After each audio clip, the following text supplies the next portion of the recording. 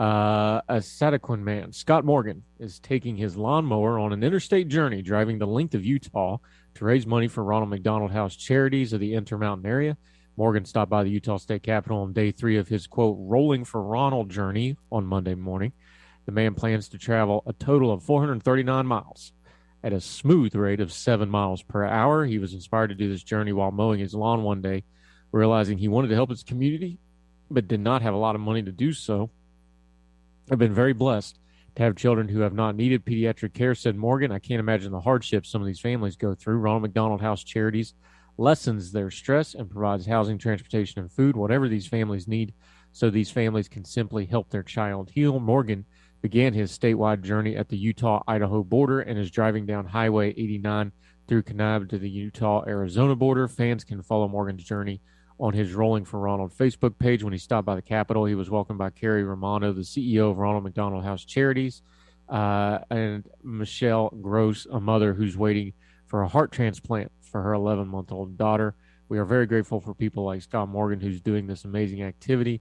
It's been life-changing to see how great people are. Nobody is really prepared for situations like this, but we know that Ronald McDonald House Charities is there for us when we need it. That's a different way of doing it, but whatever gets it done. Ronald McDonald House is a great charity for a long time, takes really good care of families so they can take care of their sick loved ones. 7 miles an hour all the way through Utah, but it's a darn fine, pretty state if you're going to do a lot of scenery, and he'll have plenty of time to take it in. Good for him. That'll do it for Heard Tell. We'll be back tomorrow for more. Make sure you're subscribing. YouTube, all the podcasting platforms. Make sure you're not missing a single thing. Good talks every afternoon. Brand new Heard Tells every weekday. Of course, twice on Sunday on the weekends. And wherever you and yours are, we hope you're well. We hope you're well fed. Do this again tomorrow for more Heard Tell. Take care. All the music on Heard Tell is provided under a Creative Content license from MonsterCat.com. Bringing you the best local talk radio shows, Wilmington's Big Talker 106.7 FM, WFBT, Carolina Beach.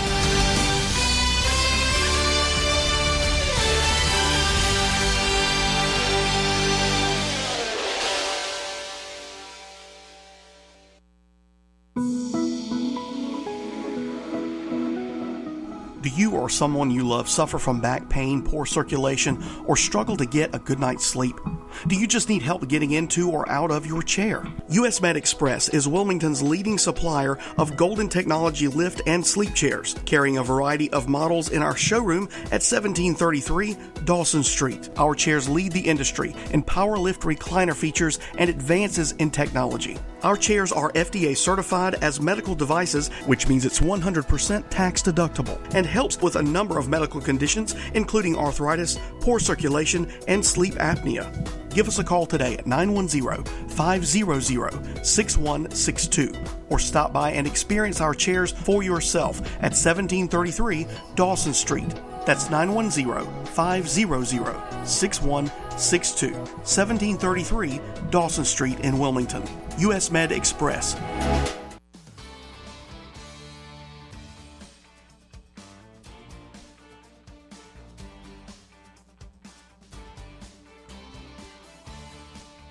Hello, I'm Matt Bennett with WWAY News. Polls closed last night for the primary election, and a big change is coming to the New Hanover County Board of Commissioners. Current chair Julia Olson-Bozeman will not move forward to the general election after coming in third place among Democratic candidates. There are 2 spots up for grabs on the New Hanover County Board of Commissioners. Olson-Bozeman and Rob Zappel, both Democrats, were hoping to keep their seats.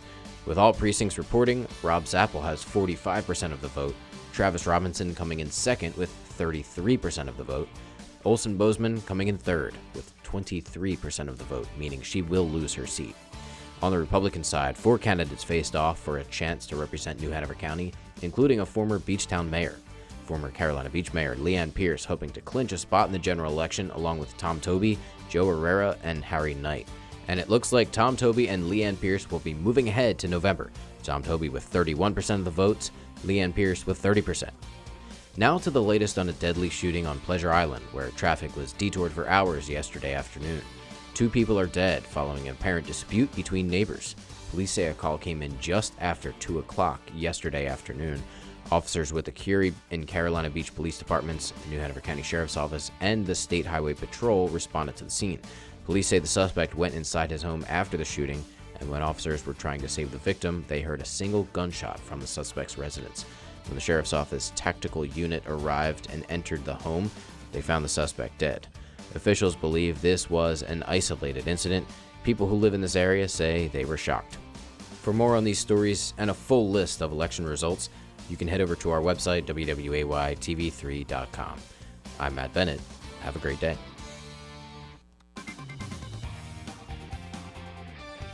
Happy Wednesday, everybody. I'm WWAY meteorologist Ramel Carpenter with your Storm Track 3 forecast. Get ready for a hot one here in the Cape Fear if you're away from the coast. High temperatures will get into the upper 80s and perhaps the low 90s as well, but closer to the coast we'll get into the lower 80s this afternoon. Not a bad beach day by any means. And then heading into the overnight hours, clear skies in store for us. Going to be warm and a bit on the humid side as our overnight lows fall down to the upper 60s.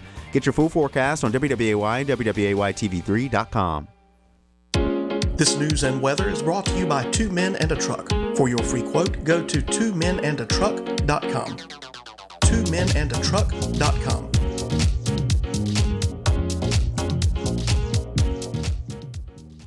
I'm Trey Allen, conservative candidate for the North Carolina Supreme Court. As a Marine Corps veteran, practicing attorney, professor of law, and father of 5, I want to pass on the precious freedoms that we inherited to the next generation. For that to happen, we need judges who will faithfully apply our Constitution and our laws, not rewrite them to achieve specific outcomes. If you share my commitment to liberty, please vote Trey Allen in 2022. Paid for by Trey Allen for Justice. Watch out! You got me! The galaxy is safe once again. In the pretend universe, kids play with pretend guns. In the real world, it's up to us to make sure they don't get their hands on a real gun. If you have a gun in the house, keep it locked, unloaded, and stored separately from ammunition. Safe gun storage saves lives. Learn how to make your home safer at endfamilyfire.org. That's endfamilyfire.org. Brought to you by End Family Fire, Brady, and the Ad Council. I am State Farm Agent Rob Renz, and I want to help you get to a better place. Visit us online at ilminsurance.com. That's ilminsurance.com. Like a good neighbor, State Farm is there.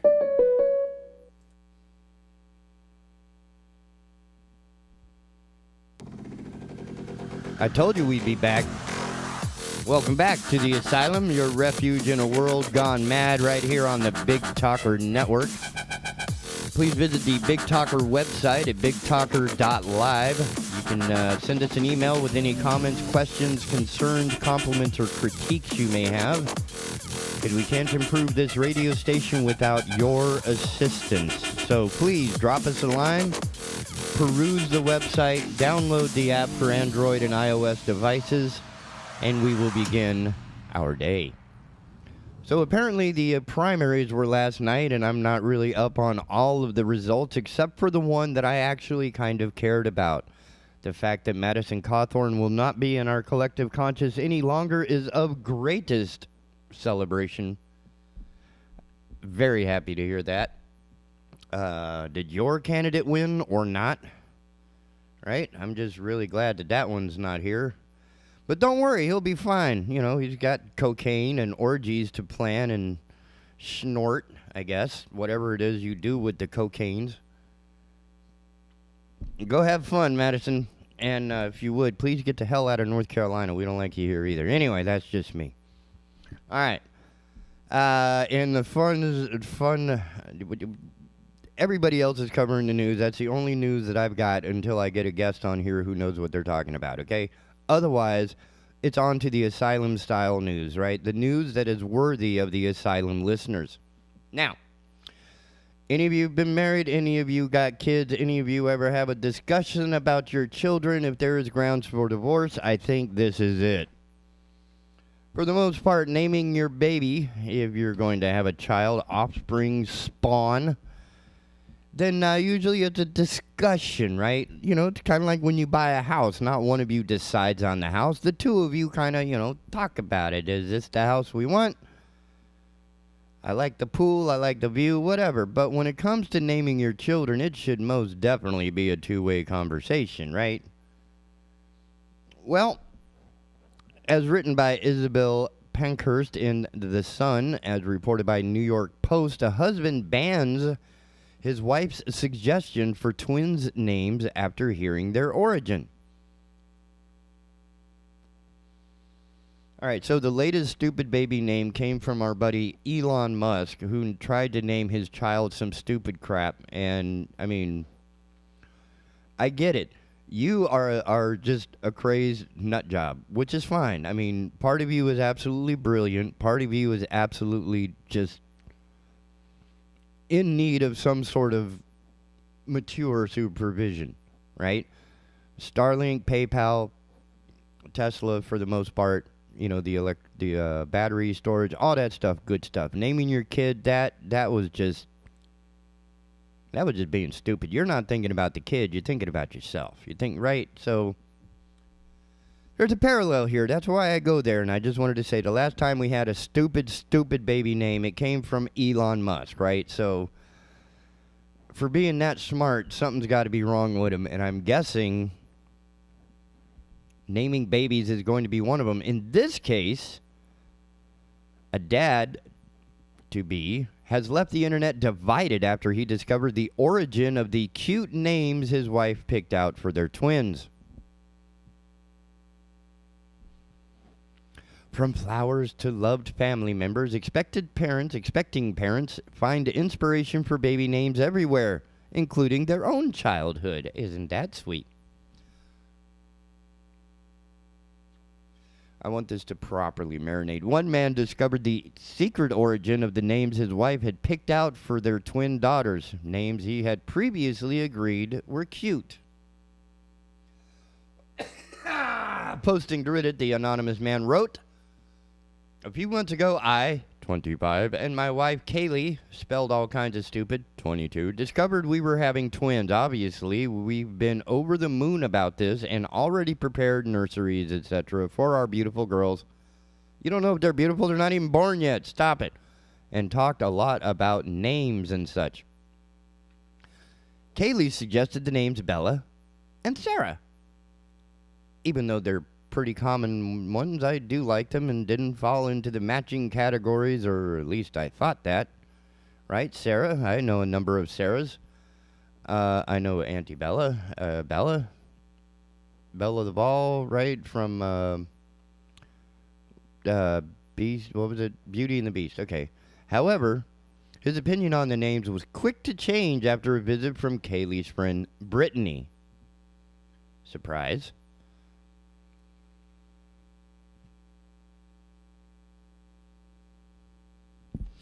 When told the names, he says Brittany burst out laughing and Kaylee looked kind of embarrassed. So I asked, "What's this about?" He pressed the pair until they admitted the origin of the names. Brittany said that Kaylee definitely got those exact names from a horse unicorn card game they used to collect as teens called, you guessed it, Bella Sarah. He finished the post detailing how he and Kaylee have been unable to see eye to eye on the names ever since.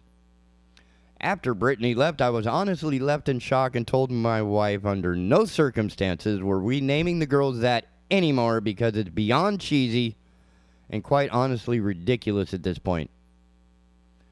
Kaylee deflected me and said no one ever knows about the game. No one even knows about the game and that it's fine, but I refused and it turned into a huge fight. So, single family home here, or single parent home here, is that what I'm seeing? Anyway, commenters on the thread seem to be somewhat divided on this. Duh. With one writing, Bella and Sarah are perfectly normal names. No one would even guess they're from a card game. However, another was quick to add, our kids played the Bella Sarah card game about 15 years ago, and I instantly knew where the names came from. It may be somewhat obscure, but anyone who played it or had kids who played it will know the origin. Others suggested that Kaylee should name one of the babies while her husband could name the other. I'm thinking as long as you're being like cheesed and shortcutting, Name one Sarah Bella and name the other Bella Sarah. That way you can't go wrong, like my mom used to do, right? Trying to run through the entire list of family names before she found the right one. Right? If she was upset about something and just started yelling names, you knew someone, you just lined up. Right? And if she, like, half said your name, because she'll say, like, half the syllable, and then realize that's not the name, and then she'll try another name.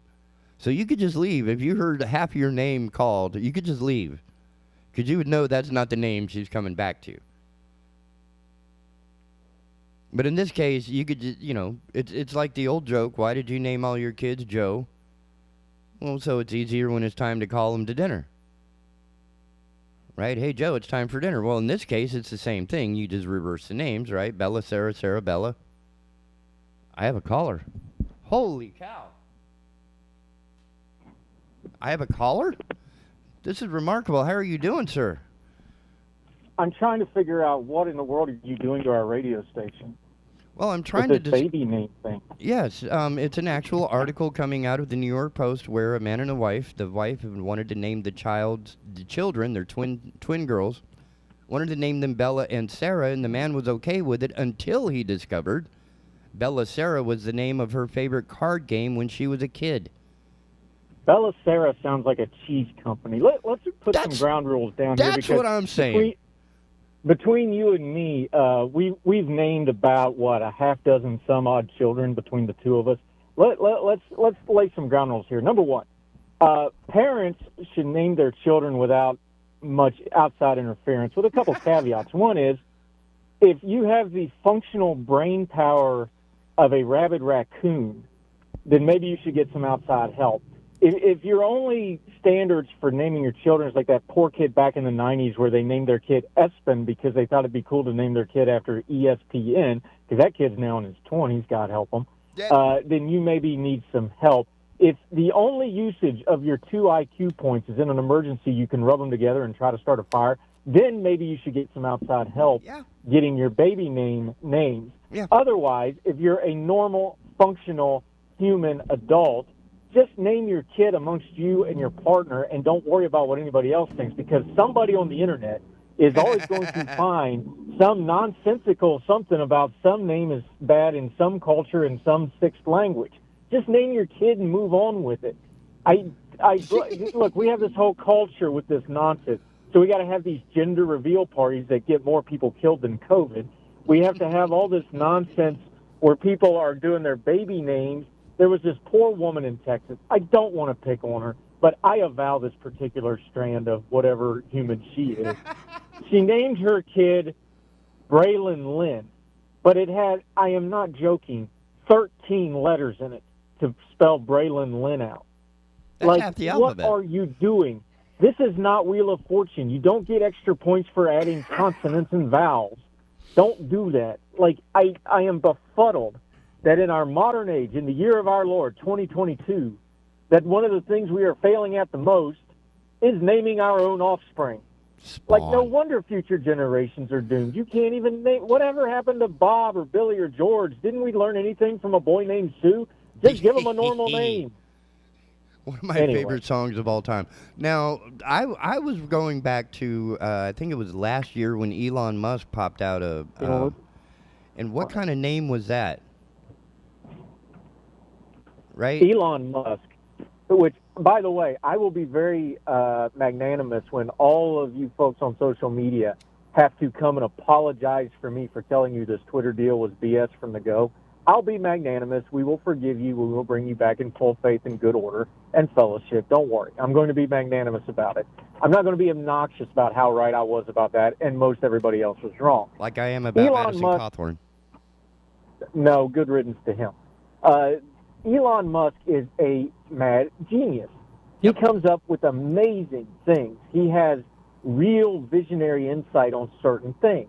The problem with being a mad genius is the mad part.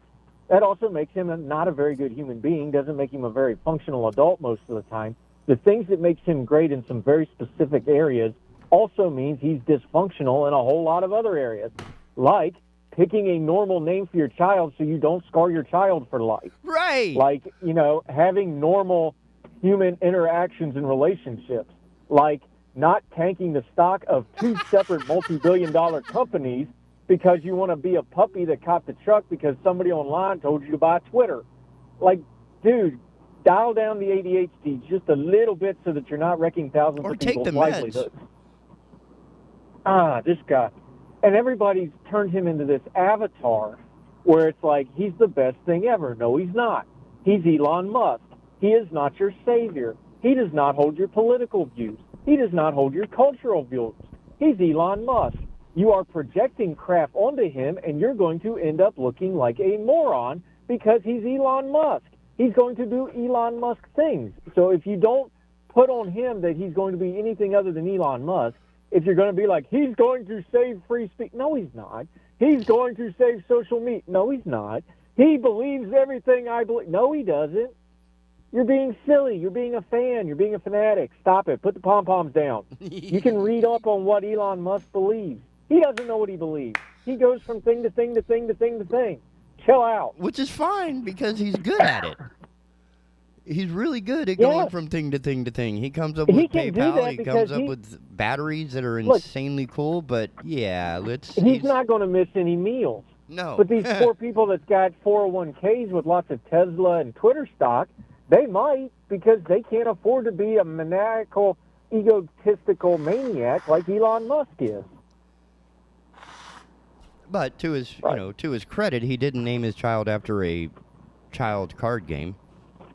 Like, at least the card game you pronounced. This thing that Elon Musk named his kid after, you could not pronounce it. Did in anybody English pronounce it? Did he pronounce it? No. I mean, like, dude, 3 rips on the bong is not the time to name your kid. Right. Like, don't do that. Now, I thought it was interesting. Apparently, there's a law about. It shouldn't be an Apple certified password with alphanumerics and stuff. Don't do that. Right. But apparently there's a law that made him change the child's name into something more normal. And I did not know we had this law. Can you imagine trying to do that kid's Social Security card? Oh, that would fry the system.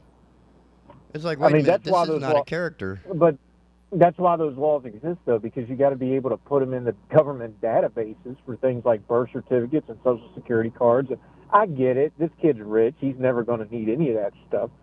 But that's why you still have to have a normal functioning adult name a kid so that they become a normal functioning adult. That would be... why do you want to... You nailed this when you said this was selfish. Why would you do that to your child? Right. Like the old standard used to be, don't give your kid a name he can't spell in kindergarten because you're going to get him beat up. Like, don't do that. Yeah. Excuse me. Morning. And it does seem to be more selfishly, it's more on... at the time, bringing Elon into the social brainscape than it was about what the future of that poor thing. Yeah, this baby name thing just eats me up because it's like, look, give your kid a good, strong name, preferably some kind of familiar tie so that they have some history and tradition and the lineage of your family. Or if you got a bad family, go pick something that means something to you. Give your kid a name that has some meaning. Give your kid a name that they can spell in kindergarten. Because guess what? They're going to be required to spell their name in kindergarten. So don't make that harder on them than it needs to be. They should not be doing the Marine Corps Camp Paris Island Crucible trying to learn how to spell their name in kindergarten. You're going to scar your freaking kid for life. Don't do that. Like, just go for the simple and the good. Don't try to get fancy. Don't try to go viral. Just name your kid a good name and move along. Well, we have, Bella from Beauty and the Beast is a legitimate I got name. one of those. It's not from Beauty and the Beast. It came from some of our Italian friends, and it's a long story, but I've got a Bella. Okay, and then Sarah. And Sarah's a wonderful name. It's a common name. Kind of normal. That's a biblical name. It's a Hebrew name going back thousands of years. Nothing wrong with Sarah. But apparently when putting these two names together for the twin girls, you do not get the Oreo cookie magic out of it. Apparently the husband just completely lost his... Let me ask you a question. Just phonetically, Bella Sarah, does that sound like a good name?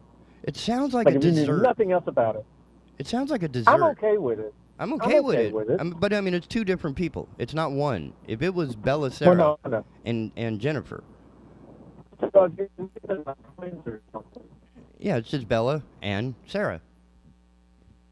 You get pretty people like the whack job Duggar family where they got to name everybody the same letter of the alphabet. You know. Yeah, I know of a family like that. You have Mark, you have Max, and Margot.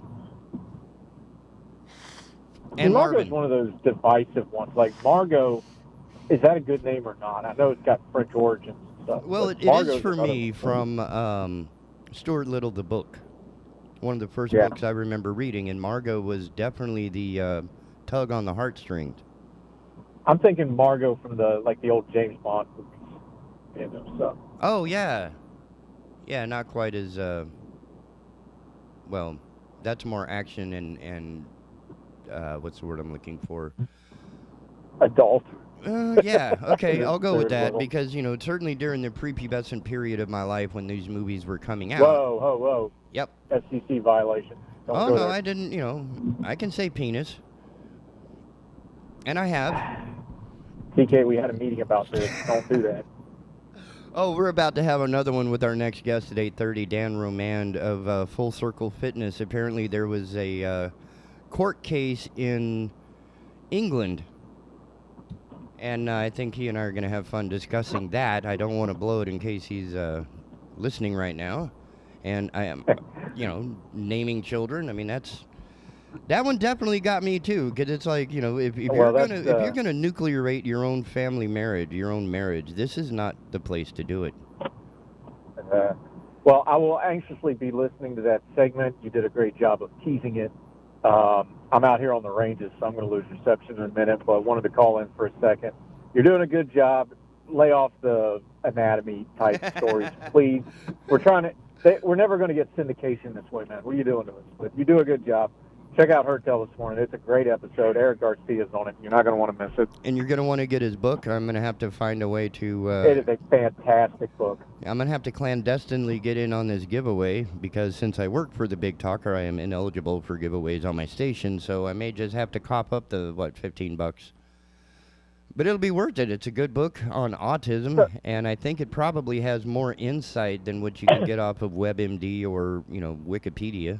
It is all about, and it's based off stories of people. It's not a big, heavy academic book. It is a great, great book. What he's talking about here, Damn it, stand by, because you're going a little weird. I know the start of that conversation was on the valedictorian who was somewhere on the autism spectrum. Okay, there you are. Take two. I gotta say, when he goes out of range, man, that phone goes dead quiet. But yeah, the story this morning started with Eric, who's the author of the book, and I can't think of it at the moment, but it's about autism, and the conversation started because there seemed to be some consternation in the way the valedictorian had been introduced and what's the word, referred to or celebrated. And it seemed to be less than, what's the word I'm looking for, complimentary to the student. And with that in mind, I think I'm going to take a quick break, see if I don't have other guests that are coming in, because, I really like to keep my Wednesdays stacked. Very excited to have Andrew in, knowing that between us we have indeed named a number of children, between ourselves. And as such, having some sort of nuclear fight over just didn't seem to make any sense to me, but that's me. With that in mind, as I continue to ramble, please take this opportunity to peruse the BigTalker.live website, download the app for Android and iOS devices, and the Asylum, your refuge in a world gone mad, will be right back after these messages. Don't go nowhere.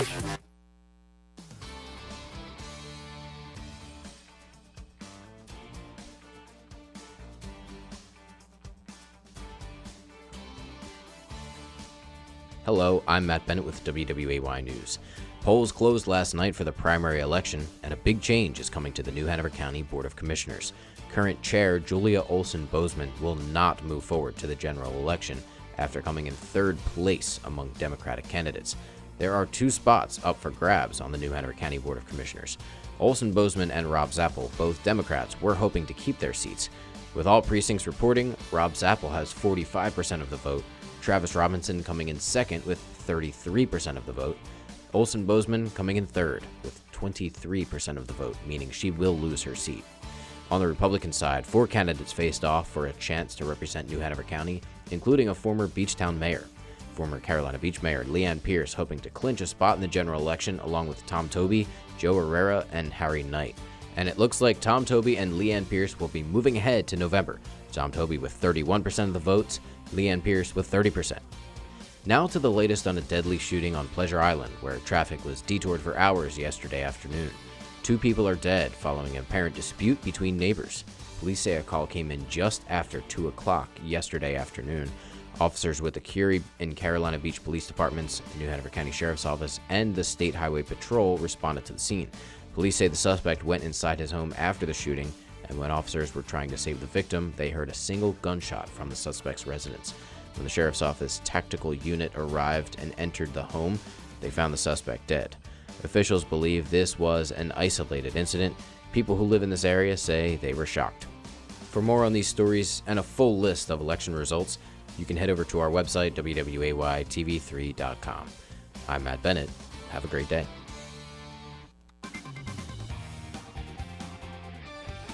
Happy Wednesday, everybody. I'm WWAY meteorologist Ramel Carpenter with your Storm Track 3 forecast. Get ready for a hot one here in the Cape Fear. If you're away from the coast, high temperatures will get into the upper 80s and perhaps the low 90s as well. But closer to the coast, we'll get into the lower 80s this afternoon. Not a bad beach day by any means. And then heading into the overnight hours, clear skies in store for us. Going to be warm and a bit on the humid side as our overnight lows fall down to the upper 60s. Get your full forecast on WWAY and WWAYTV3.com.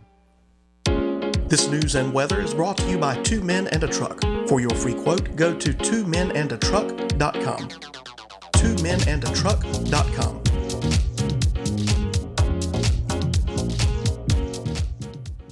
This show is also sponsored by Dr. Tony Maglione. Dr. Tony is a cardiologist practicing in Wilmington. He accepts Medicare patients, and his office is located across the street from New Hanover Regional Medical Center at 2032 17th Street. The office number is 202-1071. Dr. Tony is an author whose last book is Rules for Conservative Patriots, and it can be purchased on Amazon. His website is www.drtonymag.com. Folks, we all know ongoing road construction and traffic can weigh heavy on your vehicle. Since 2006, O'Leary's Automotive Repair has provided comprehensive repair services at affordable prices to get you back on the road in no time. Their ASE certified technicians will help you find a cost-effective repair and maintenance alternatives. O'Leary's has multiple locations in the area in Hampstead, Leland, the Myrtle Grove area, Ogden, and Wrightsboro. O'Leary's Automotive Repair, a trusted, locally owned business since 2006. Enjoying Big Talker Network is as easy as asking for it. Program your digital home assistants such as Google Home, Alexa, and Siri to stream Big Talker Network content by simple voice command. Enjoy convenient hands-free access to program whenever you want, however you want by asking for Big Talker. And, oh yeah, ladies and gentlemen, we're about to have some fun. Welcome back to the Asylum, your refuge in a world gone mad, right here on the Big Talker Network. Please visit bigtalker.live for more information, the content, schedule of content, and where to get the apps, and send us an email and that kind of crap. But that's not. I'm going right into it. Good morning, Dan. Good morning, TK. How are you today? Oh man, I am like revved and ready to send this story your way to get your reaction, your response. Okay, let's do it. Okay, it happened to me. It landed in my mailbox yesterday morning, and I just said, okay, I have to hold on to this one. Okay. It was written by Matt Mathers, and it's coming out of the UK, the independent.co.uk website, right? So it's British. And the headline is... You ready? It would be British. British. Gotta say it right. Yeah, they don't... Well, I'm used to the Cockney, where they, eliminate... many of the syllables, Anyway. You'll get me talking like that. And both of us are going to ruin it, and then like all of our subscribers go away. Calling a man bald is sex-related harassment. Employment Tribunal rules. Yes. Calling a man bald is sex-related harassment. The Employment Tribunal rules. The ruling was made by a panel of 3 men who themselves bemoaned their own lack of hair. I'm loving this. I'm guessing you're not mad. So apparently calling a man bald as an insult is sex-related harassment, and Employment Tribunal has ruled. Hair loss is much more prevalent among men than women. So using it to describe someone is a form of discrimination, a judge has concluded. Commenting on a man's baldness in the workplace is equivalent to remarking on the size of a woman's breasts, they suggested. Really? Okay. The ruling, made by a panel of 3 men who, in making their judgment, bemoaned their own lack of hair, comes in a case between a veteran electrician and his manufacturing firm employees. Tony Finn, who is now in line for compensation, had worked for West Yorkshire-based British Bung Company for almost 24 years when he was fired in May of last year. He took them to the tribunal, claiming, among other things, that he had been the victim of sex-related harassment following an incident with factory supervisor Jamie King. Mr. Finn alleged that during the shop floor row that almost erupted in violence in June 2019, Mr. King had referred to him as a bald C. The C, by the way, in England is far more common and less offensive than it is in American culture, just a sidebar, so don't flip. That it is. Yes, it is. So the tribunal heard that Mr. Finn was less upset by the Anglo-Saxon language than the comment on his appearance. The allegation resulted in the panel, led by Judge Jonathan Brain, I can't make this up, deliberating. That's why I was saying you're level-headed. Here's Judge Brain deliberating on whether remarking on his baldness was simply insulting or actual harassment. We have little doubt that being referred to in this pejorative manner was unwanted conduct as far as Mr. Finn was concerned, the tribunal found. This is strong language, although, as we find, industrial language was commonplace in this West Yorkshire factory floor. In our judgment, Mr. King crossed the line by making remarks personal to the claimant about his appearance. Mr. Finn had not complained about the use of industrial language, but was particularly affronted at being called bald, the panel said. It is difficult to conclude other than that Mr. King uttered those words with the purpose of violating Mr. Finn's dignity and creating an intimidating, hostile, degrading, humiliating, or offensive environment for him, the judgment found. Of his own admission, Mr. King's intention was to threaten Mr. Finn and to insult him. In our judgment, there is a connection between the word bald on the one hand and the protected characteristics of sex on the other. The company's lawyer was right to submit that women as well as men may be bald. However, as all 3 members of the tribunal will vouchsafe, baldness is much more prevalent in men than women. We find it to be inherently related to sex. As part of the ruling, the panel raised a previous tribunal case where a man was found to have harassed a woman by remarking on the size of her breasts to rebut the firm's point. It is much more likely that a person on the receiving end of a comment such as that, which was made in that case, would be female. So, too, it is much more likely... well, you know, no. Man boobs. So, at the end of the remark, such as made by Mr. King, would be a male. Mr. King made the remark with the view to hurting the claimant by commenting on his appearance, which is most often found amongst men. The tribunal therefore determines that by referring to the claimant as a bald C, Mr. King's conduct was unwanted. It was a violation of the claimant's dignity. It created an intimidating environment for him. It was done for that purpose, and it related to the claimant's sex. What say you, sir?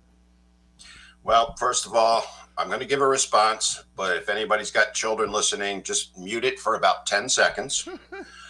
I'll go 3, 2, 1. And my response is, the more hair I lose, the more head I get.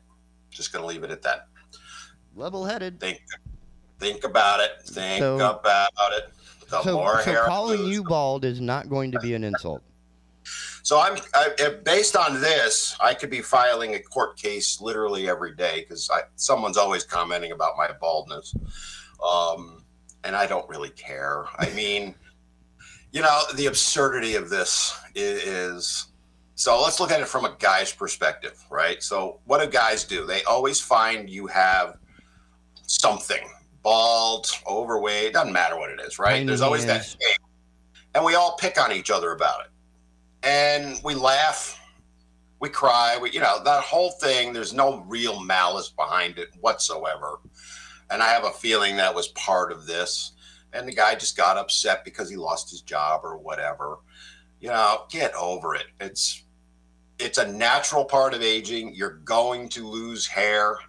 Everyone loses hair. It's just how much you're going to lose as you get older, right? Yeah. I mean, there's a few here that don't, but for the majority of people, the overwhelming majority, you're going to lose hair. It's like, like you said, it's talking about women's breasts or getting wrinkles or whatever. Get over it. I'm laughing. Mad? I got mad anytime somebody made a comment, called me egghead, called me Mr. Clean. There's one. Oh. Because I tend to wear black instead of white now. I used to wear a lot of white. Now I've switched to black because I loved it. I laugh more than anything. You should do that stance, right? Anytime somebody says Mr. If you go back far enough in my Facebook, there are pictures of me doing the Mr. Clean stance, wearing white and all that. Because you know what? It's part of aging. I celebrate it. I don't. People try and insult me with it, and I'm like, you realize you're making more of a comment on yourself than me. I mean, we all have some flaw. No one's perfect.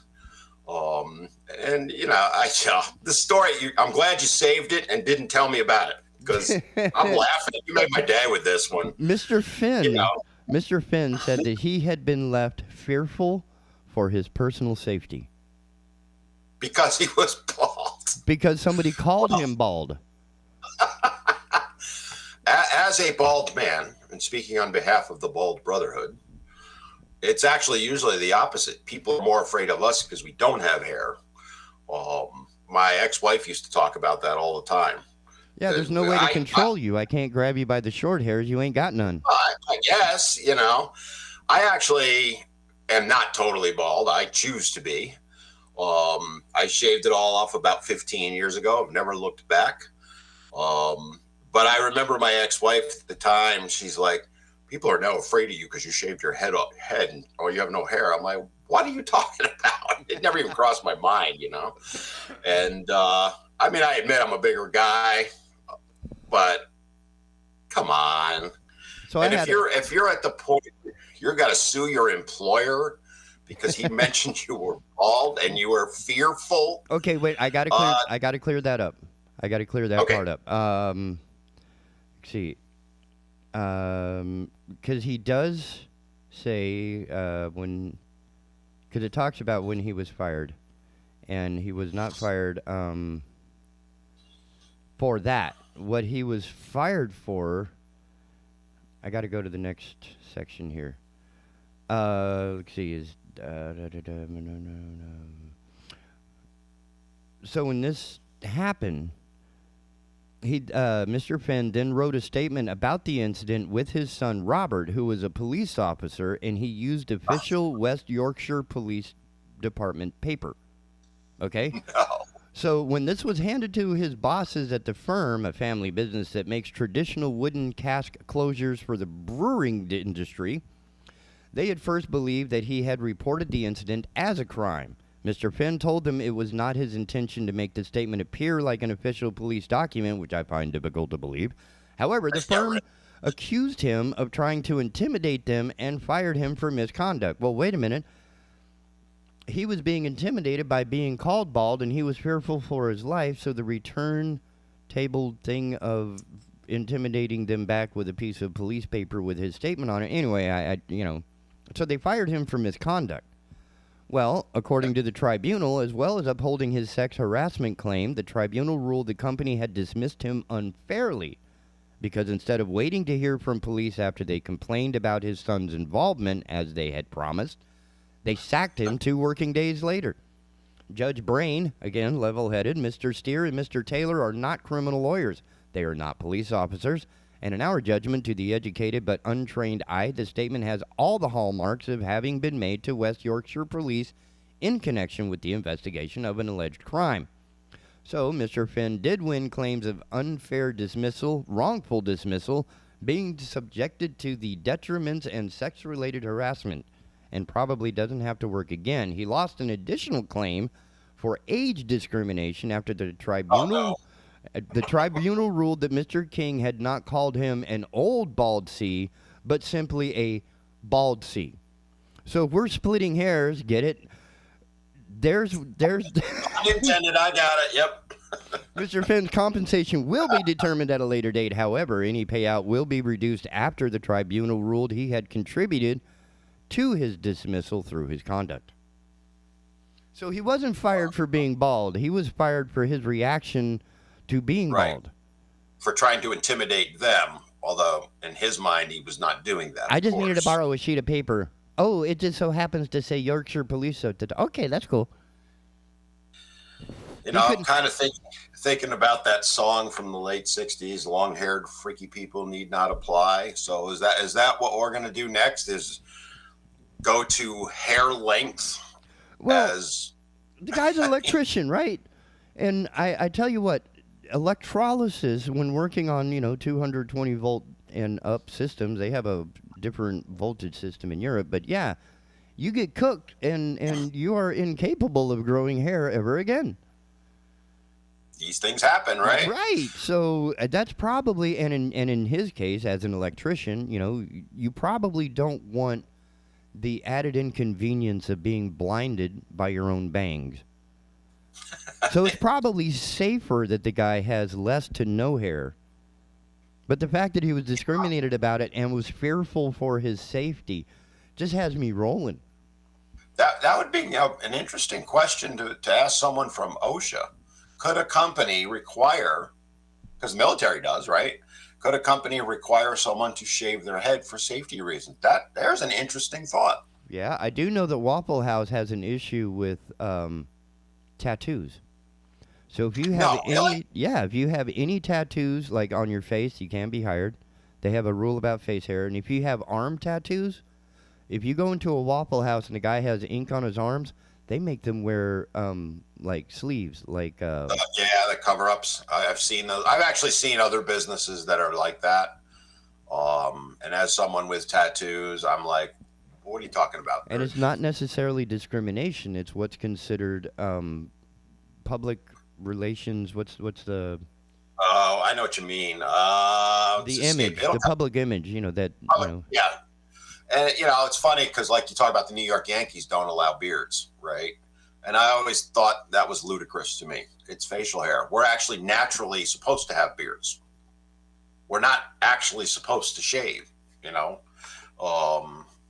So you look at all these things. As you're pointing out, and we're both saying, this is ludicrous. It's laughable that things that are normal, going bald, having facial hair. All right, tattoos, you could probably argue with me on that one, but these things are the norm. It's who we are as human beings. Well, we're right. Or soon we'll just be amorphous blobs sitting in chairs, having our food sent to us through tubes, while we lose our brains in various. And we're gonna have DoorDash delivering us our offspring. Yeah, we probably won't even have offspring at that point. They'll just harvest. Well, the more I think about 1984 with the Soma and such, that it's like, okay, we've already got in vitro. Yep. We're not far. Or the Matrix, Right. We're all gonna wake up, and part of me is like, maybe this has already happened, and we just don't know it, right? But yeah, it just speaks to where we are at as a species, where we find these silly little things Meanwhile, there's big issues out there that we don't want to address. But hey, you called me bald. Oh boy. And I'm scared. Grow a set, dude. Man up. I'm sorry. I'm not normally that way, but this is the absurdity of it. Because, and if you don't like it, tell you what, there's options out there. Get some Rogaine, get a rug, get whatever. Yeah. Have implants if it's that big a deal. Or have it tatted. Yeah, there you go. I mean, one guy, I believe he was Australian, had done his baldness was due to an onset of something, and he was just unable to grow hair again. And he decided, instead of getting angry or upset, he had taken, the maze of hedges I believe it's in England. It's a massive garden, and it's a maze made of hedgerows that are like 7 foot tall. I know about the ones in Normandy. Normandy, okay. I know that they're around. He had one of those tattooed on his head as if it were an aerial view. Say that 3 times fast. I'm not gonna. I had trouble enough doing it once. And I still couldn't get the idea out there. Yeah. I mean, So there are all kinds of responses you can have, right? I've seen some amazing tattoos for people that have had surgical scars, right? Mm-hmm. And I think having that kind of spirit with it, that if somebody... And the guy had been in this environment. It's an industrial environment, right? I mean, these guys are throwing slag and because it's a factory. So they have hot steel, they have wood chopping, they're building casks for the brewing industry, and he's working on the electricity part that, does the massive bending, that does the, big heaters and that sort of thing. That it's going to be like one big industrial locker room. Yeah. Exactly. Right? So there's going to be a lot of name calling and silliness along those lines. That it's like, wait a minute, you're definitely not blue collar material if that's going to upset you. I mean, if you've ever been in a sports locker room, the normal people would be appalled at what we say to each other in those locker rooms. Well, certainly out of context. If I heard that at a bus stop, I'd be like, yo, man, check your surroundings, dude. Well, yeah, but I mean, that people are like, they hear these things. Have you ever been on a football field? If you heard what the linemen say to each other, because when I played football, I was, usually I was a nose tackle, so I was right over the center. So my goal every game was to make him screw up twice on the snap count.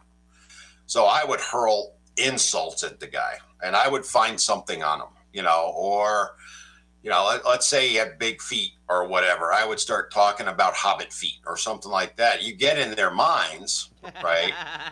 And in that context, I mean, it's vicious. I'm not going to tell you I was a nice guy with that. I got brutal, and I had the same thing happen to me, right? Right. But guys would be, after the game, we're hugging each other. It's like, dude, that was a good one, I think a lot of times, were all the judges male? You almost had me with that Frodo line, dude. That was a particular case. There was one guy, he had huge feet, like size 18. And I was using, what did I call him? Samwise. I was using one of the hobbits. I kept calling him Sam the whole game. Come on, Sam. You're going to, watch out for the balls between those feet. I don't know how you can tell the difference between them, blah, blah, blah. It was all, and I actually I had him laughing a couple of times, and he did. He missed the snap count once. His coach got mad, but after the game, him and I were laughing, That's what guys do. Guys, I think a lot of people don't realize that it's in our nature to tease one another. And yeah, it can, like you mentioned, in context, it can sound vicious. And frankly, sometimes it is. But we let it go afterwards. Like, dude, good one. You got me, right? Right. Is there occasions where it goes too far? Absolutely. I'm not saying it's not. But in this particular case, with the facts we know, that's why I'm curious. Were the judges all male? Yes. On this all three. tribunal? All three were bald men. All three were bald men. Apparently, they were sensitive to the topic. I have a feeling that they were stuffed in lockers when they were younger. Swirlies when they had hair. Yeah, because most guys, I mean, you know it, I know it. We tease each other, we have fun with it, and then we shake it off. Dude, I survived ROTC and military school, so for anybody to hurl an insult at me, it's like, I have to value your opinion first before your insults are going to have any merit whatsoever. That's my mindset, because we'll post something up about fitness, pick your topic, and there's always someone coming at us about it. You talk about carbs, no matter which side you take, the other side's going to come at you. You don't know what you're talking about, blah, blah, blah, and they start to hurl insults. I've been called egghead going to the bald thing more times than I can count, and I just, like you, I'm like, I look at the source. If that's what you have to resort to, hurling an insult to make your point, you don't have a point to make. Yeah, your entire argument has just been negated by your opening statement, so... Exactly. And I wish more people in this world these days would kind of take the attitude you and I have. I think their lives would be a lot better. Instead, they want to shoot back or something, but, that's... Yeah. What? It goes from an insult to a gunshot in... Well, yeah, and that's what we look at. We don't know, I don't know the specifics of what happened yesterday down in Curry Beach, but you're looking at two neighbors... And what a terrible shame. They're both dead. What were they fighting over? Whatever it was, it could not have been that serious a situation that both needed to die, unfortunately, Sad. It's just sad that that's what it gets. As opposed to going, all right, dude, you got me, or something like that, or... I'll see you in court. Yeah, or whatever. When we're resorting to that, and then... That's why I always say to people, there are times I get online and, I'll go at it with someone more often because I'm looking to have some fun with it. But, if you're going to come at me and, you're telling me, I don't know, weightlifting is bad for you. And I'm like, well, why do you say so? And you're an egghead or you're bald or whatever. The next thing out of their mouth is, as opposed to going, well, I looked at this, here's the research, blah, blah, blah. An adult conversation, if you will, they'll hurl insults. And at that point, I don't even respond anymore, and then they think they won, which is hilarious. I have a pretty thick skin, so there's very little you can do to get me mad because so thick your hair won't grow. Yeah. Part of me wants to go back to the Hulk Hogan look, at one point when I was way younger, I had hair 3/4 of the way down my back, and it was permed. Oh, my Lord. Oh, my God. Robert Plant look? I can't unsee that now. Yes. There are no pictures. My ex-wife burned them all, apparently. I would love to show that to people because they would go, what? But she wasn't all evil. Yeah. I'm sure she's she probably has one somewhere, but it's... God, get over it, people. Come on. There's far more worse things in life to worry about than what your hair length is and what somebody says about it. Right, and if someone is going to insult you, you might as well just take them to court because you got a shot at making money. Well, apparently, yeah. So it almost seems like a retirement plan. I'm going to shave all my head and wait for everybody to call me bald, and then I'm just going to retire on the backs of all those people insulting me for having less hair. You might have given me a new retirement program. Yeah, that's an option. You may have to move to England to cash in on it, though. Well, if it's happening in England, you can bet somebody will use that as case law in the U.S. somehow. We're going to have to throw this one to M. Carpenter over at Heard Tell Ordinary-Times and see if they can decipher it. That would be. I'd be curious to see if that case would have impact here in any way, shape, or form. Basically, it's if it becomes common law, right? I don't know. That would be curious to me, but that's a good story. I tell you what, you beat the guy selling his testicle for the car with this one. Yeah. I thought I take two. So I knew it was the top two were going to be somewhere between the pitcher plant story and the testicle car guy. I knew it was going to be one of those two. Well, for me, this one tops both of them. Okay. I'm going to be honest. So this is my top three. that, just the thought of, like, if it happened to me, if I had an employer that said something to me about my hair or lack thereof, I'd look back at them and I'd go, okay, so what, would I sue? No, I wouldn't. I might quit because I'm like, all right, if you value me based on my hair, not my job performance, that's That's a good point. That's a very valid point. If that's where you're going to go with it, that speaks more about you than me. So I'll just move on. Suing over it, it would never even enter my mind. Would you complain about it on police stationery? Would I go? I have relatives who are police officers. So would I contact them and say, hey, can I borrow a sheet of paper? Yeah. I mean, and then for the judges, now let's think about it from there. The judges in the case are looking at that and basically dismissing that he did that when it was clearly an act of intimidation. Right. Unless there's something we don't know. But based on the pretty facts, clear, yeah. It's pretty cut and dry that he's trying to intimidate him back. And, I have had employees, if somebody tried that with me, yeah, I would be going to HR going, hey, we got a potential issue here. And let HR handle it. I wouldn't handle it. But now, what about the carving out of the word old?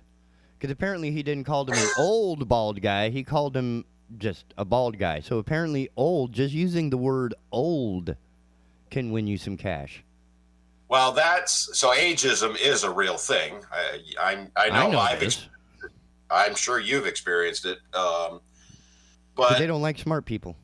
No, they don't. I always laugh at employers who like, well, you're in your 50s and, blah, blah, blah. And then I'm like, yeah, but I'll show up to work. I'm not going to call in because I need a mental health day or because the sun came up in the east and I just can't handle it today, And then the other argument HR people will tell you is, well, if you're in your 50s, you're only going to be here for maybe another 5 or 10 years. And I'm like, yeah, but the younger kids don't last 2 years on average in jobs. So where are you going with that argument? And who's going to teach the kids to do decent work? These kids, I don't know.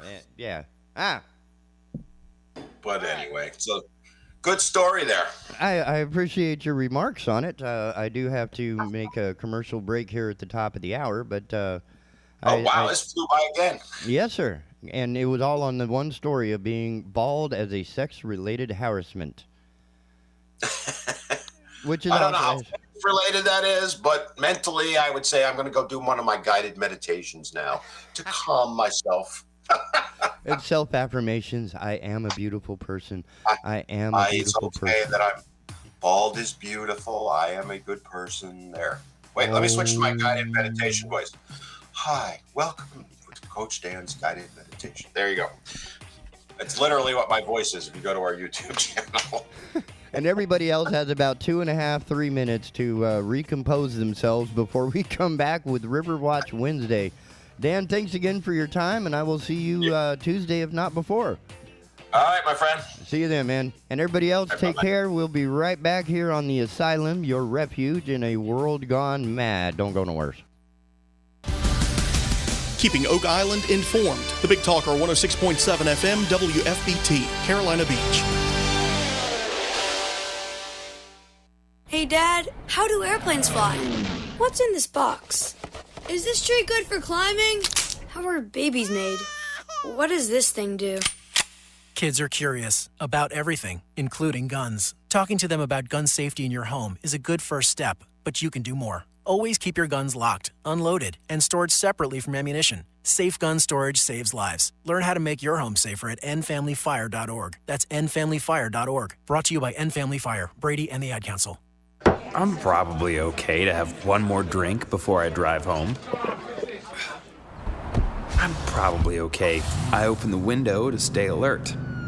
Probably okay. I just popped some gum in my mouth. Step out of the car, please. I probably made a mistake.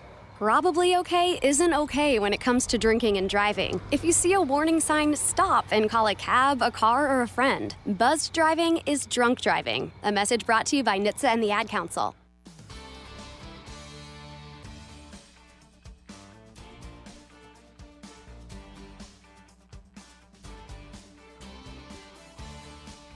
Hello, I'm Matt Bennett with WWAY News. Polls closed last night for the primary election, and a big change is coming to the New Hanover County Board of Commissioners.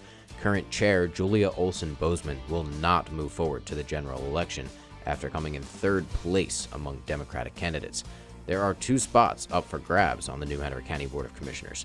Olson Bozeman and Rob Zappel, both Democrats, were hoping to keep their seats. With all precincts reporting, Rob Zappel has 45% of the vote, Travis Robinson coming in second with 33% of the vote, Olson Bozeman coming in third with 23% of the vote, meaning she will lose her seat.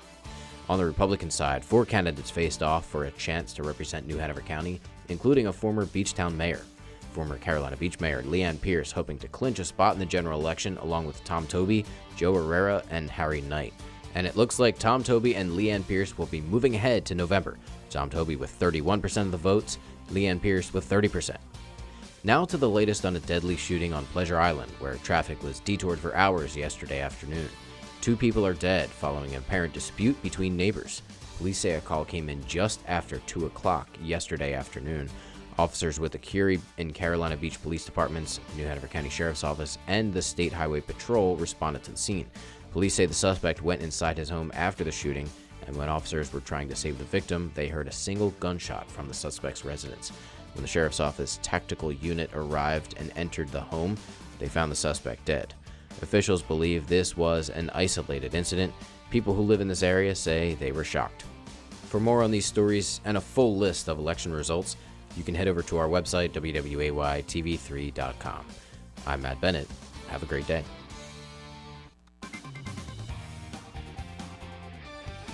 Happy Wednesday, everybody. I'm WWAY meteorologist Ramel Carpenter with your Storm Track 3 forecast. Get ready for a hot one here in the Cape Fear if you're away from the coast. High temperatures will get into the upper 80s and perhaps the low 90s as well, but closer to the coast we'll get into the lower 80s this afternoon. Not a bad beach day by any means. And then heading into the overnight hours, clear skies in store for us. Going to be warm and a bit on the humid side as our overnight lows fall down to the upper 60s. Get your full forecast on WWAY and WWAYTV3.com.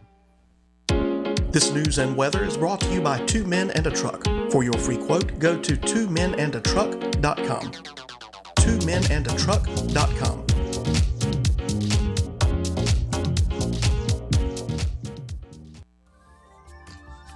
We need judges who serve we the people, not self-interested career politicians. This is Jenny Statting, wife of Judge Michael Statting, your conservative candidate for North Carolina Court of Appeals. Michael is a former prosecutor, sitting Republican judge, and a reservist in the United States Air Force. Michael is a lifelong public servant. That is why I'm asking you to remember to vote for Judge Michael Statting, your conservative candidate for North Carolina Court of Appeals. Paid for by the committee to elect Michael Statting. Michael Statting is a reservist for the United States Air Force. Use of job title does not imply endorsement by the Department of Air Force or the Department of Defense. Hey everyone, Ben Hawkins here with Cross Country Mortgage. Rates are still at historic lows, and there has never been a better time to purchase your dream home or refinance your existing. With over 300 loan products including conventional, FHA, VA, USDA, renovation, and jumbo, we are certain we have the right loan product for you and your family. Call me today to be pre-qualified to make the offer on your next dream home. 910-352-3373 or visit my website at lendwithben.com. Enjoying Big Talker Network is as easy as asking for it. Program your digital home assistants such as Google Home, Alexa, and Siri to stream Big Talker Network content by simple voice command. Enjoy convenient hands-free access to program whenever you want, however you want by asking for Big Talker. Of that.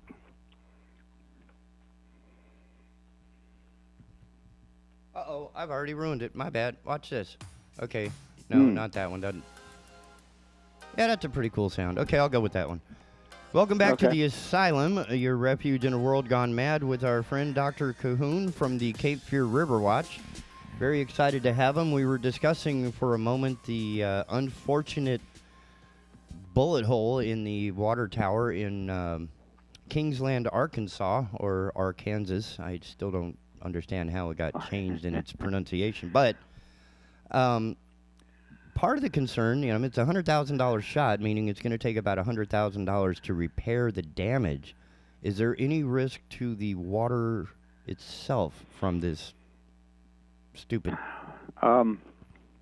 Yeah. So this is the thing that made the news a water tower with an image of Johnny Cash, the Man in Black, painted on it, and someone apparently took a shot and hit him squarely in the privates, and so there is a stream of water pouring out, and it makes it look like Johnny is relieving himself on the folks below. All kidding aside, the damage to the water tower is, as you said, expensive. $100,000 to fix that. You don't just go up there with some Gorilla Glue and duct tape, Flex Seal. Yeah, right. Yeah, I don't think we're going to be using it as a prop for commercial products. So, the water tower, the metal's got to be repaired, and that means drawing down the water inside and lowering the pressure for everybody who depends on that water tower. Oh, those pumps are running 24/7 to keep the levels up. Oh, yeah. And so the local users are going to be potentially discomfited by low water pressure. The whole point of those towers is to supply the pressure that you need. It's not done by pumps. It's done by storing the water up in a tower and using the elevation of the water itself. It has to be above the hydrological plane, correct? Yeah. Oh, yeah. By a couple stories. And, when you punch a hole in it, that makes the pumps have to work harder to maintain the water level. And you're wasting water, of course, but think about what that bullet's made out of. That was going to be my next cue. Like you were talking about mercury. What other well, there are may a not couple have of mercury. metals that are just generally bad actors in the environment and for all living things. Mercury is one of them. Lead is another. And the risk from a single lead bullet in your water supply may be very low, but lead is considered toxic at any level. And when that copper-jacketed bullet goes through that steel tank, it's going to bust that lead bullet up into lots of parts. And so you're going to have a lot of lead exposed. More surface area water means more lead exposure to the water. Correct. And we consider lead toxic at any level. There is no safe amount of lead to ingest. Frankly, I suspect that a lead bullet in a 500,000 gallon water tank with a lot of flow through is not going to be a huge risk. But we don't want to leave it there. No, they're going to have to go in and retrieve the bullet parts, and that isn't going to be fun. So that's a good part of the expense, by the way. Patching the hole, you can do that with a torch and some metal, a patch, but finding the bullet's going to be important. Lead is an insidious pollutant in water supplies. There are other means of exposure to it. Sorry about that. No. Just got to clear my throat a little this morning. Lead exposure has been known as a risk factor for people for a long time. And we stopped using lead paint. We also stopped using leaded gasoline for that reason. It's toxic. That's why gasoline now is unleaded, and we removed a tremendous source of lead exposure when we switched from leaded gas to unleaded. You just don't want to breathe that stuff. Lead is especially dangerous for fetuses and young children because their brains are undergoing rapid development and growth during that period up to about age 5 years. And lead retards brain development. And I think I chose the right verb there, retards. Right. It lowers brain function. You see all kinds of evidence of that. I read an interesting story several years ago. Sorry, I'm still clearing crud out of my lungs. I got you up early. Yeah. And it pointed out that where you see lead paint and lead water, lead poisoned water, the old plumbing, right? Lead pipes. Yeah. Lead pipes were popular because you could bend them pretty easily. Copper and PVC don't bend too well. But if you were a plumber and you were laying pipes down on the ground and you had, a little bit of a curve, well, lead pipes would curve on you. Anyway, and they were easy to work with. Lead has a low melting point, so far more malleable. Yeah, that's right. And the use of lead to make pipes goes all the way back to the Romans. But if the water is slightly acidic, it dissolves that lead, and you've got problems. So your drinking water and the lead paint exposure combined in old housing. And an awful lot of old housing was found in inner city areas where the buildings tended to be very old. And so what was found was that people living in the inner city and exposed to lead showed significant levels of lead in their bloodstreams, and they also showed significant signs of brain dysfunction, we'll call it that. And that led to poor school performance. And poor performance in school is linked with delinquency, dropping out, and subsequent conversion into, we'll say, maladaptive behaviors. Yeah. Stuff like crime. And so, lead poisoning accounts for some potentially significant portion of that problem. So it's not trivial. It's not a matter of, a few people here and a few people there. We've all heard about the Flint, Michigan problem where lead pipes that date way back were then exposed to a different water supply for financial reasons. And that water was more acidic and was not treated with the proper chemicals to prevent the leaching of lead into the drinking water going through those pipes. And so you had lead poisoning, and it can be fatal. If I recall, there were people in Flint who died from lead toxicity, but the sublethal effects primarily show up as brain damage, and you can't fix that. That's a terrible problem to have. And similarly, lead is a bad actor. And similarly, mercury. And you were going to explain the cycle of mercury? I didn't know that it had a life cycle like a mosquito would. Chemically it does. Huh. Mercury is strange stuff. Mercury and lead are probably the top two toxic metals that, as far as I know, have no biological purpose at all. I'm not aware of any kind of life form that uses them in any positive way. Now, full disclosure, Dr. Cahoon has a degree in biology and zoology, so his understanding of life is far greater than most people. So for him to make this statement, if you would say it again, is pretty significant.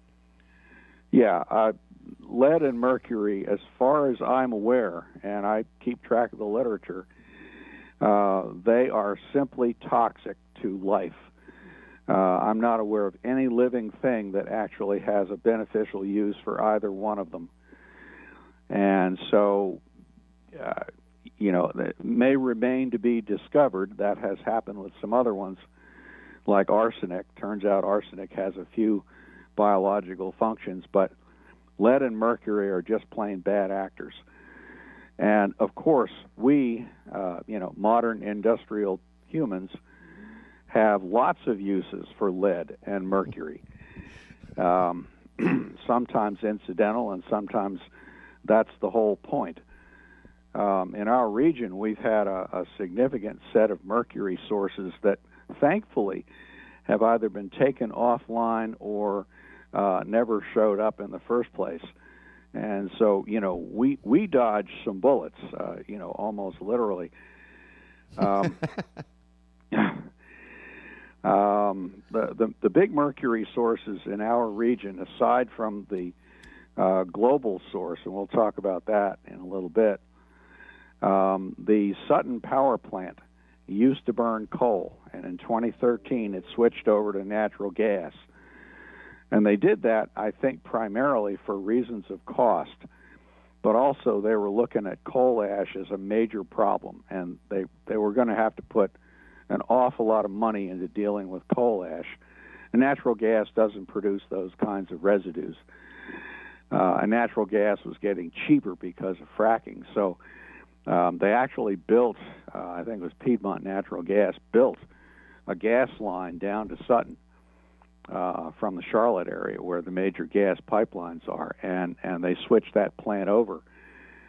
Coal is a rock. It contains all kinds of natural elements, including mercury. And when you burn coal, the mercury, which is volatile, actually, it'll boil off, it'll evaporate into the atmosphere, would be released from the smokestacks. Now, we figured that out several decades ago, and the coal-burning plants were required to install scrubbers for mercury. I don't recall exactly how they work, but the idea was to trap that stuff before it got loose. But even so, some of it did get loose. And so the region was contaminated by mercury from that plant for many years. We'll talk about the pathway through the environment in a second. There was another big source of mercury upstream of the Sutton plant, the International Paper plant up in Riegelwood creates paper pulp. And, most of the paper we use is white. And so the pulp, which is naturally a brown substance, had to be bleached. And they used to use chlorine-based bleach to do that. And there was a separate entity called Ultrachem, another company, on the site there that made a bleaching compound called chloralkali. And the chloralkali manufacturing process used a lot of mercury. I don't know the chemistry, but they had a lot of mercury there. And unfortunately, they were kind of sloppy about it. There were mercury emissions from their smokestacks. They literally had pools of liquid mercury on the floor of the plant. Oh. And the workers had to wear rubber boots and so forth. And they were literally walking around in pools of mercury. I mean, they had tons of the stuff That had to there. look weird. Yeah, quicksilver. Yeah. It's very dense, too. So, if it gets very deep, you've got a falling down problem. And, of course, some of that mercury got out and got into the soil and so on and so on. Ultrachem closed down in 2000, I believe. They were almost flooded during Hurricane Floyd. I recall a good buddy of mine who was with the environmental agency here said during the hurricane he was helping supervise efforts to prevent the Ultrachem waste lagoon from being overtopped by floodwater. Because if that had happened, if it had breached and flowed into the river, there would have been an enormous amount of mercury going into our river and going downstream. Wow. It would have been a catastrophe. And they managed to save it. Can our filter system handle mercury at the Sweeney plant? I don't know. Okay. That's definitely something question. to look into now. Yeah. Well, that would have been below our drinking water intake. That's the only good news here. International Paper is downstream of Lock and Dam 1. so it would have polluted the estuary and made the fish and all that contaminated and so on, but it wouldn't have contaminated our drinking water. Oh, what a relief! Yeah, all the fish are dead, but we're alive. It only poisons the estuary. Yeah. Man. Yeah, not good. Holtrachem, as I said, released enough mercury in the air that it significantly polluted the aquatic environments all around it, and I'll tell you a little story about that in a bit when I get to the processing of it through the ecosystem. Anyway, Holtrachem closed down. IP switched over to a different source of bleach for bleaching their paper pulp. Part of their problem had been, aside from the mercury, the chlorine-based bleaches produced dioxins, which are potent carcinogens. And dioxin is formally on the list of bad things that you're really not allowed to put out. And so International Paper switched sources for bleaching and eliminated the mercury problem incidentally and eliminated the dioxin problem directly. Both are good things. The Holtrachem plant, in the meantime, has been declared a Superfund site, meaning that taxpayer dollars are being used to clean it up. And the workers who work there are suing whoever the owners are now. I don't recall. The plant switched ownership more than once, and I don't want to name any names for fear of identifying the wrong defendant. But the workers are suing the owners of that facility for their mercury exposure problems. Mercury is also a neurotoxin. And it damages brain function somewhat differently than lead. But, I don't know anybody who is in favor of brain damage. Brain damage, no matter how you cut it, is bad news. Yep. You want to avoid that. Yeah. So it's like the most important 7-pound organ in the body. Yeah. Things don't go right for you when you're dealing with brain damage. That imposes a burden on everyone else because somebody's going to have to take care of you. And it's not fun for anyone. It's bad news. And there's no remedy. I mean, we can't fix that. There's no antidote. There's no way to grow a new brain or anything like that. Or some sort of prosthetic replacement. Yeah. Artificial intelligence isn't going to help you. Your basic mainframe computer in your head doesn't work right anymore, and that's that. So you're left with that. And if it happens early in life, well, you've got a long-term problem. Brain-damaged children are going to have a lifelong challenge, and there are going to be lifelong burdens associated with that, including burdens on society.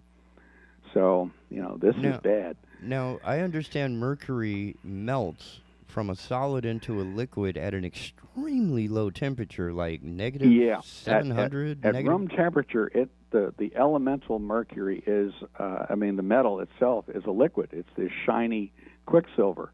They used to make thermometers with it, and Murphy's Law of stuff implies mercury switches. I remember that. Yeah, mercury switches, right.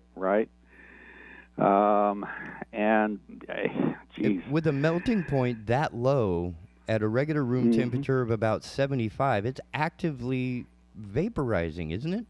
Yeah, it can. Yeah, it evaporates real well. At room temperature. Matter of fact, when you spill it on the floor, you've broken your thermometer or your mercury switch. It's very difficult to clean it up because it goes in tiny little balls that roll around, right? And it'll soak into things, but it'll evaporate over time. And when it does, it goes up in the air as elemental mercury. In the air, it's exposed to sunlight and oxygen. and so it oxidizes into an ionic form. I'll try and skip the formal chemistry, but the ionic form of mercury is reactive and it's soluble, meaning that rainwater will rain that stuff out of the atmosphere and bring that ionic mercury down to the ground and into local waters. It might even be the actual particulate upon which the rain condenses. That's I wouldn't rule that out. I don't know for sure, but that's possible. Yeah. But it's certainly the part of the ionic components. stuff can, yeah, it can hydrate. In other words, it'll attract water molecules in the atmosphere. So, yeah, that's possible. And rain is, precipitation is a pretty good way of stripping that stuff out of the air.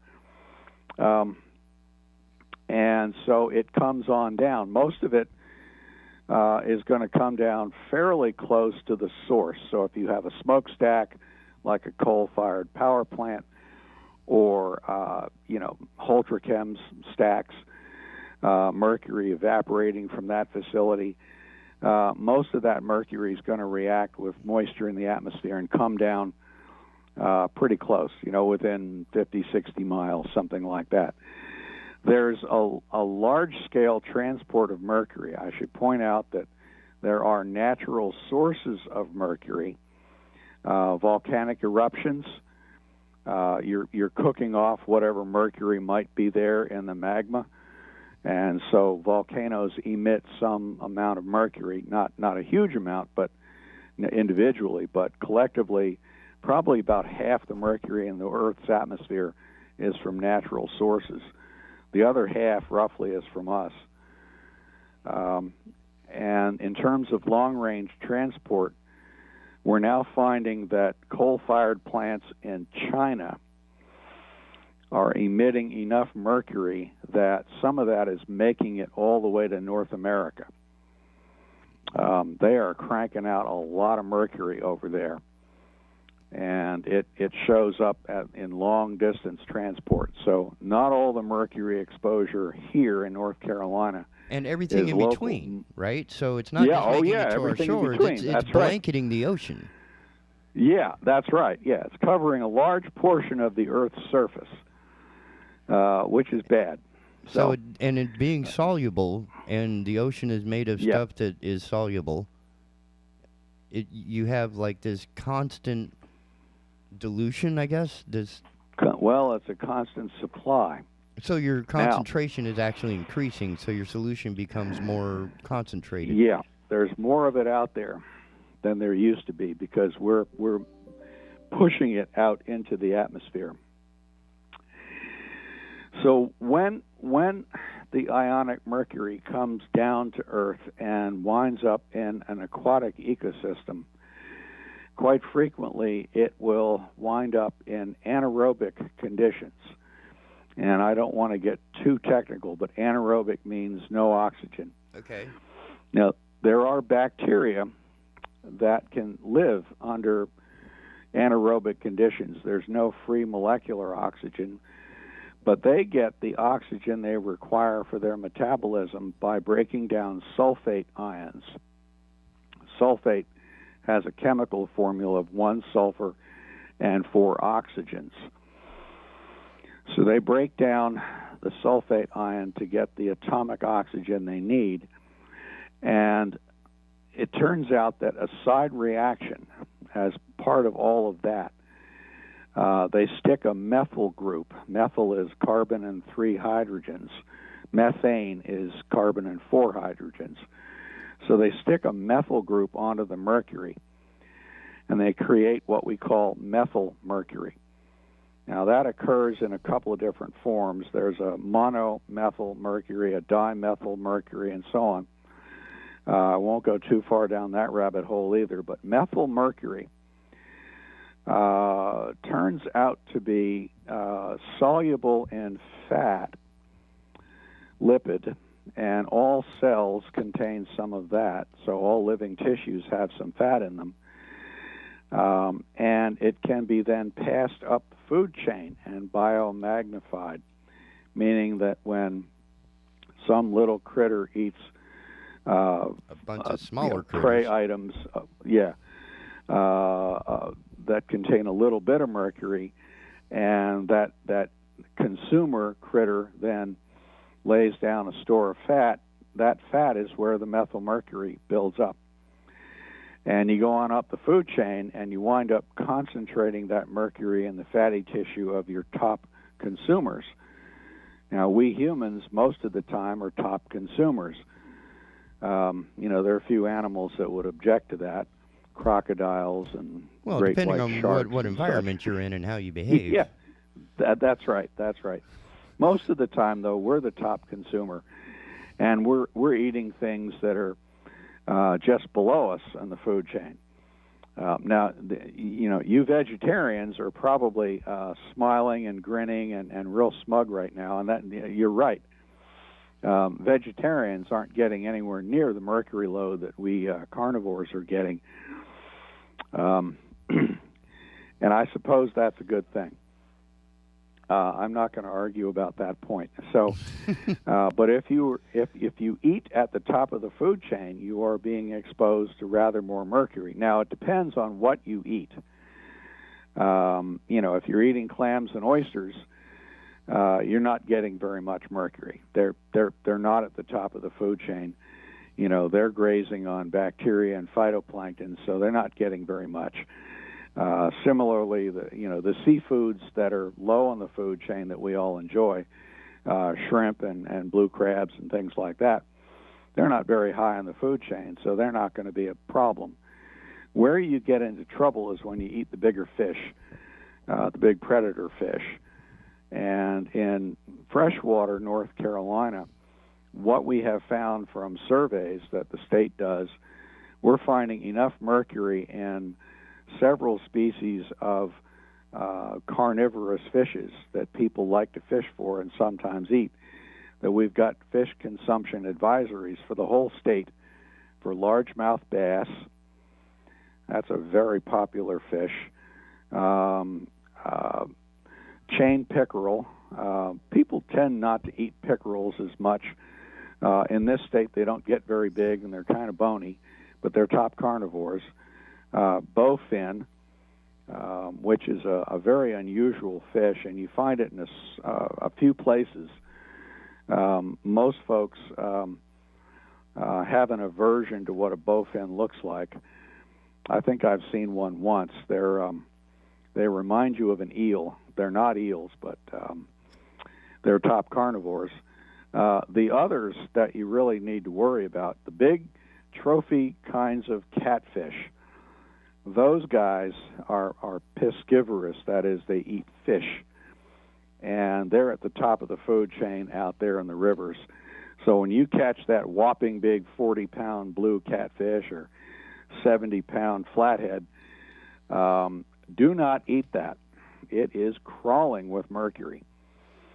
Is there an estimated BMI equivalent of percentage? The limit is 1 part per million of mercury in the food. So 1 milligram per kilogram.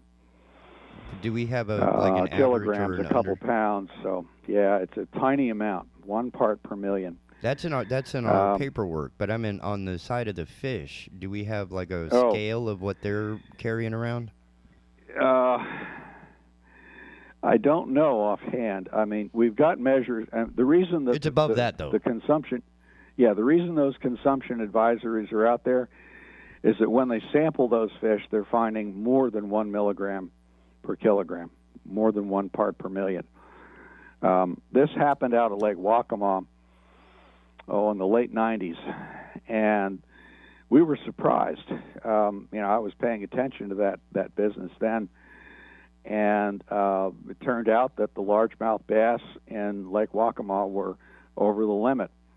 Now, it's not a hard limit. If you want to eat largemouth bass, you have perfect legal right to do that. The consumption advisories are just advisories, kind of like it's a good idea not to eat too much of this. And the advisories are based on the most vulnerable members of our population, women of childbearing age and very young children, and, of course, pregnant women. They're the most vulnerable. Pregnant women will offload their own body mercury into their fetus, which is bad. Yeah. That's just how it works. So the advisories are built to protect the most vulnerable people. So, you know... You guys have even held entire events.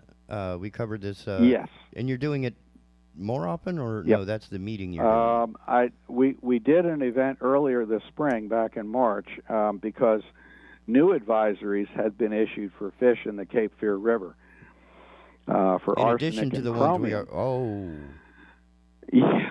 Yeah.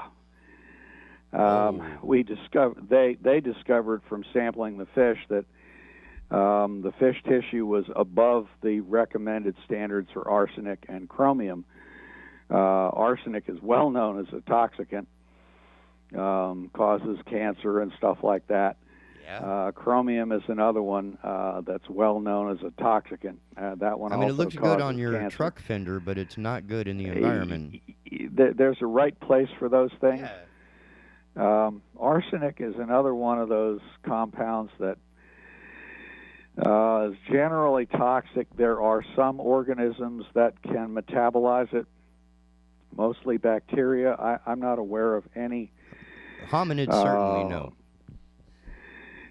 Yeah, I'm not aware of any higher organism, above the level of bacteria that actually use it. Been a little bit of debate about that in the literature, but I'm not aware that arsenic use it to has. clean different ores, don't we? I'm not sure. I know it's now, used in arsenic industrial. compounds were used medicinally for treating worm infections. And the idea was to provide enough mercury to the patient to kill the worms and not kill the patient. We don't do that anymore. Yeah, we have better stuff for that, like ivermectin. But arsenates have had uses in medicine. But, you avoid arsenic if you can. Same with chromium. Now, chromium's weird because it exists in two different states. What we call chromium-6 is the normal thermodynamically stable version, and it's also the toxic version. Chromium-3 is actually a nutrient. You can buy chromium-3. Yes, chromium picolinate for dieting. It supposedly raises your metabolic rate and you lose weight, something like that. And it's safe. I mean, we wouldn't allow it to be sold if it weren't. So chromium is one of those odd compounds like copper and some number of others where too much is bad, not enough is bad. There's a minimal demand for it in your nutrition. But there's other but uses arsenic, for it. no. Right. Lead, mercury, absolutely not. So, and each of those metals has a unique set of chemical cycles in the environment. They behave differently. So you can't categorize them all as, oh, they all do this, they all do that. And that makes it more difficult to scrub, as it were, from the environment, the water, etc. Yeah, really tough. And they naturally occur. A lot of these metals do occur naturally. It's not like we conjured them up. The problem is excess concentration of them. We've got a chromium industrial plant upriver on the northeast Cape Fear, and their waste lagoon actually did overflow in Hurricane Floyd, and there was all kinds of chromium waste released into the river, but it was literally 0.1% of the actual limit that the state applies for that sort of thing. They were well below the regulatory limit. And, it was an act of God. I mean, how do you defend yourself against a flood like that? I'm not excusing what happened. I think you could easily argue that there should be a different way of treating the waste, but, what happened. As far as I know, there were no negative consequences from that. That stuff would have been flushed out into the ocean pretty quickly. Floyd caused so much flooding, it really flushed most of the pollutants downriver and out to sea in very dilute concentrations. So there was a lot less harm than might have occurred otherwise. But still, yeah, you really want to avoid that. You can't control it, and when you can't control the release of a toxic pollutant, bad things might happen. So we try to avoid that. We should learn from that and avoid those situations. You always ask the question, what could go wrong?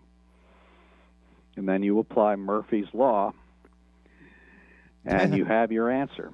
And that's what engineers are paid to do, is to look for the worst-case scenario and plan against it. Yeah. I'm a big fan of Mr. Murphy, Murphy's Law, that is. I've had enough experience out at sea and in other situations where, you ask that question, what's the worst thing that could happen? And you think it through, and it's like, oh, yeah, okay. And you prepare for that. And we try not to think about the money in the process, as we're discovering with our battle with ChemWars. They want to control their own testing boundaries, and we're like, wait a minute, why are we letting the criminal run his own enterprise? Yeah, the trust me approach clearly didn't work in the past. Why should we expect it to work now? I've seen some of the internal documentation and some of the reporting and so forth, and there are several tricks that you can use when you have a very technical issue. It's really easy to confuse anything but a very technically skilled reader and fool them into thinking that everything is cool when it's not. I mean, you're not formally lying, but you can use, for example, different units, different sampling locations, different dates of things, and report all this gobbledygook in such a way that it takes real serious detective work to make sense of it. And if to you look only for those read it through comparisons. one time. Yeah. I've gone through ChemWar's air emissions reports, for example. They have an air emission permit, and that permit requires that every year they document their emissions of every compound, basically, from every possible source, even what they call fugitive emissions. The stuff inside the plant gets out when you open the door. That's a fugitive emission, right? That's a great term. Yeah, right. I mean, the big emissions are usually what's coming out of the stacks. And that goes through a scrubber, but when you open the door and, just mill about. Stuff comes out. Right, yeah. There are a lot of ways for stuff to get loose into the air, and once it's out, it's out. You can't corral it. So in going through those things, they're immensely confusing. And bear in mind, I consider myself a technical guy. I'm not perfectly fluent in air emission science, but I can read, and I'm familiar with those compounds. For example, when you read their reports in detail, you find out that Gen X, our poster child for what not to put in the river, actually has several different internal names. They refer to it by several different names, and they don't tell you all the other names simultaneously. So as to obfuscate. You would have to keep track of how many different names it had and flag every one of those names when you see them as you go through the reports. So it's like a technical thesaurus. FRD, FRD 903, for example, if I recall correctly, is Gen X. But who would know that? Because they don't want to refer to it by name you recognize, therefore it sounds like something else, and you're just going to bleep over it. Right. Yeah, exactly. And they have different sources, so each source has a separate part of the report. So when they call the compound by different names, and this is not just Gen X, but some number of others. They have shorthand versions. They have technical versions. In organic chemistry, there's actually at least two different accepted nomenclatural sets of rules. You can name the same compound in at least two distinct ways, and they're chemically correct. Okay? Okay. And then there are other shorthand versions of that. And then finally, there's what we call a CAS number, CAS, Chemical Abstract System. The CAS number is compound specific. That's what you look for. But you got to know that, and you got to almost memorize those numbers. Oh, yeah, that compound with that CAS number is Gen X, and so is that compound over there with that CAS number, but they call it something different. So it gets very tricky, and you really have to dig through. It sounds nefarious. It can be used that way. Not to put too fine a point on it, but I have found that, I'm a teacher, right? So my job is to explain things to people and not to confuse them. But I got to tell you, it would be so easy to stand in front of an audience and run totally correct techno-babble at them, and they'd never understand what I was saying. I mean, as a teacher, I have to translate. Well, it's worse than politics. Where you can say a whole lot of words but say nothing, even though it is. In politics, they often lie. They're telling you outright BS. But you can be technically correct and absolutely leave your audience in the dust. They have no idea what you just told them. And quite often, they're too embarrassed to ask. When the ChemWars people met with our people in late June of 2017, when I say our people, our elected leaders and so on, it's a private meeting. There was one reporter in the room, Adam Wagner, who took notes. I read a copy of his notes, 11 pages worth. Wow. And I came away from that with, this sinking feeling that they had brought their technical people and nobody in the room on our side understood what they were being told. It was all techno jargon. And I got it well enough to know our guys got rolled. They did not understand what they were being told, did not fully grasp that ChemWars had basically baffled them. And there was no opportunity to review and to try and understand. Right, and no technical people in the room with them to translate that crap. I'm sure it was all truthful. That may have been what happened in the grand jury. Probably. But there, it's an adversarial situation where you can ask questions and seek clarification, call multiple witnesses, challenge what other folks have to say, and so on.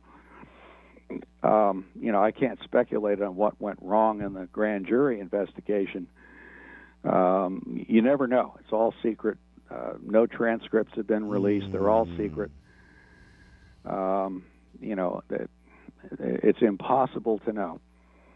But from the public meetings, they will tell you stuff that makes their side look real good.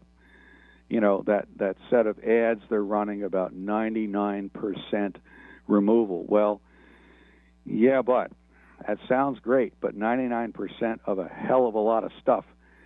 Let's put it this way. We'll use an analogy. Up on Masonboro Island is a dead whale carcass, right? I did not know that. It's a big whale. I think it's an old dead humpback. and it stinks. It reeks, right? So if only 1% of that carcass was dumped on your living room floor, would you be happy that you didn't have 99% of it there? I would be happy that the rest of it is not there, but I would be. Yeah, but the 1% of it would weigh, I don't know, I'd 50 be calling, pounds. Oh man, yeah, I'm calling. Yeah, Serve 50 Pro. pounds of rotting whale goo, and your even if it's only 1% of it, would still make a hell of a mess, and you would be very unhappy about that. I'd be calling Serve Pro. 1% of a hell of a lot of Gen X is still enough Gen X to be a problem. Yeah. That's my point. And if it's 1% in every household. Yeah, right. Yeah, for all of us. And what they're concealing behind that is that the technology exists and is in use to remove that stuff from their effluent to much, much, much lower concentrations. We have the technology, the reverse osmosis and granular activated charcoal technologies to eliminate essentially all of that stuff in their effluent. And we so have when they a set say, of "Oh, that. we'll get 99%," they're setting a very low bar for themselves, and they're allowing a whole lot more stuff to get in the river than they should.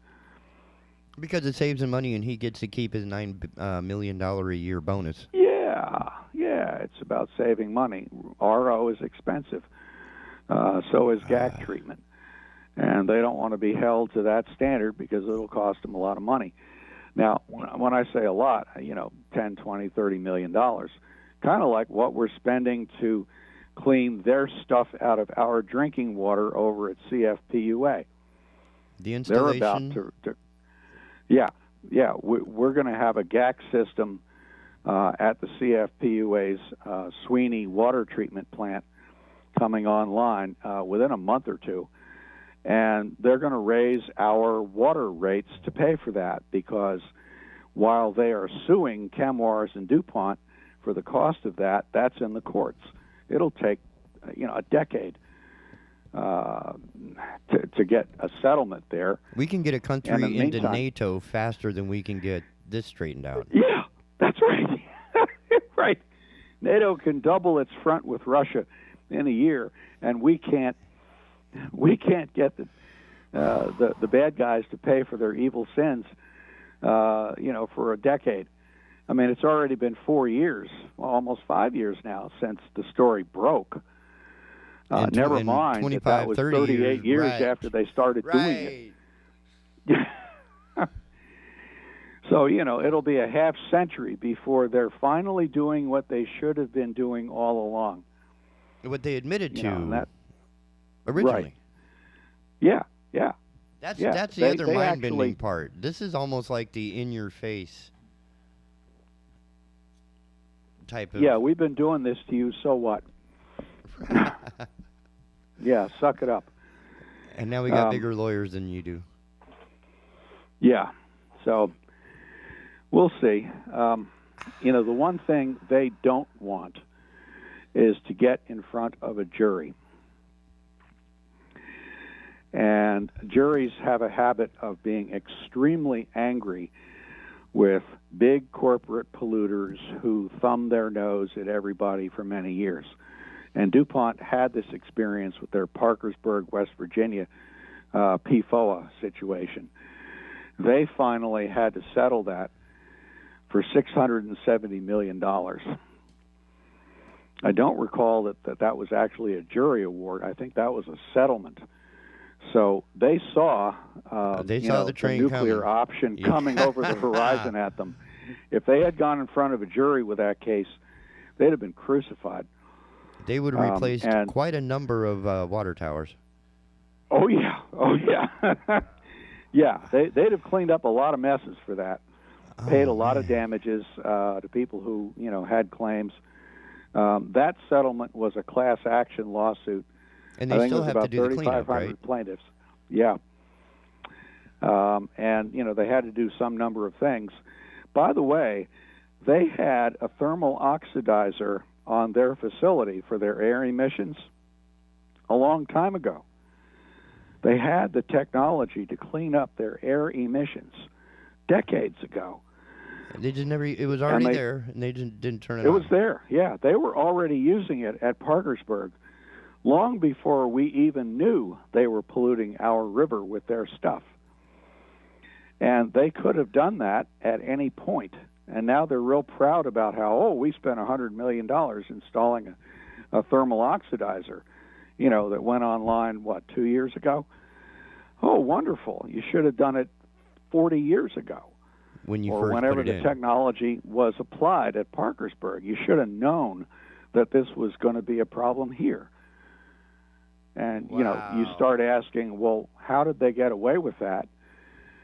And you start thinking, well, they moved their PFOA production from Parkersburg, West Virginia, to Fayetteville Works in North Carolina.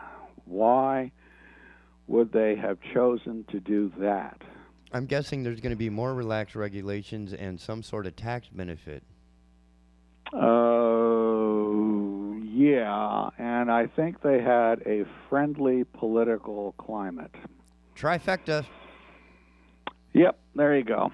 I think they were wink, wink, nudge, nudge, given an assurance that the regulators wouldn't look too hard. And even after the Parkersburg case made the news, you know, long about the turn of the century, that lawsuit and that situation was already, you know, up there in terms of environmental awareness and regulator awareness. They knew. EPA knew about it, et cetera, and our guys had to have known that DuPont was in trouble over this, and they were doing it here. But I strongly suspect that there was political cover here. The regulatory agencies are, unfortunately, leaned on, I think that's a proper term, by important members of the legislature. The legislature controls the purse strings for the regulators. And a lot of pressure from lobbyists as well. Yeah, oh yeah, well there's that, and the politicians respond to that. And I'm aware of at least one situation where I believe it was a state senator told DEQ they had to fire a certain official within the agency or he'd cut their budget, and they did. They got rid of a guy. I mean, they can reach in and do that. And the agency guys are aware of that kind of pull. It's not across the board. It's not every situation, but it's not a life there appointment. have been instances.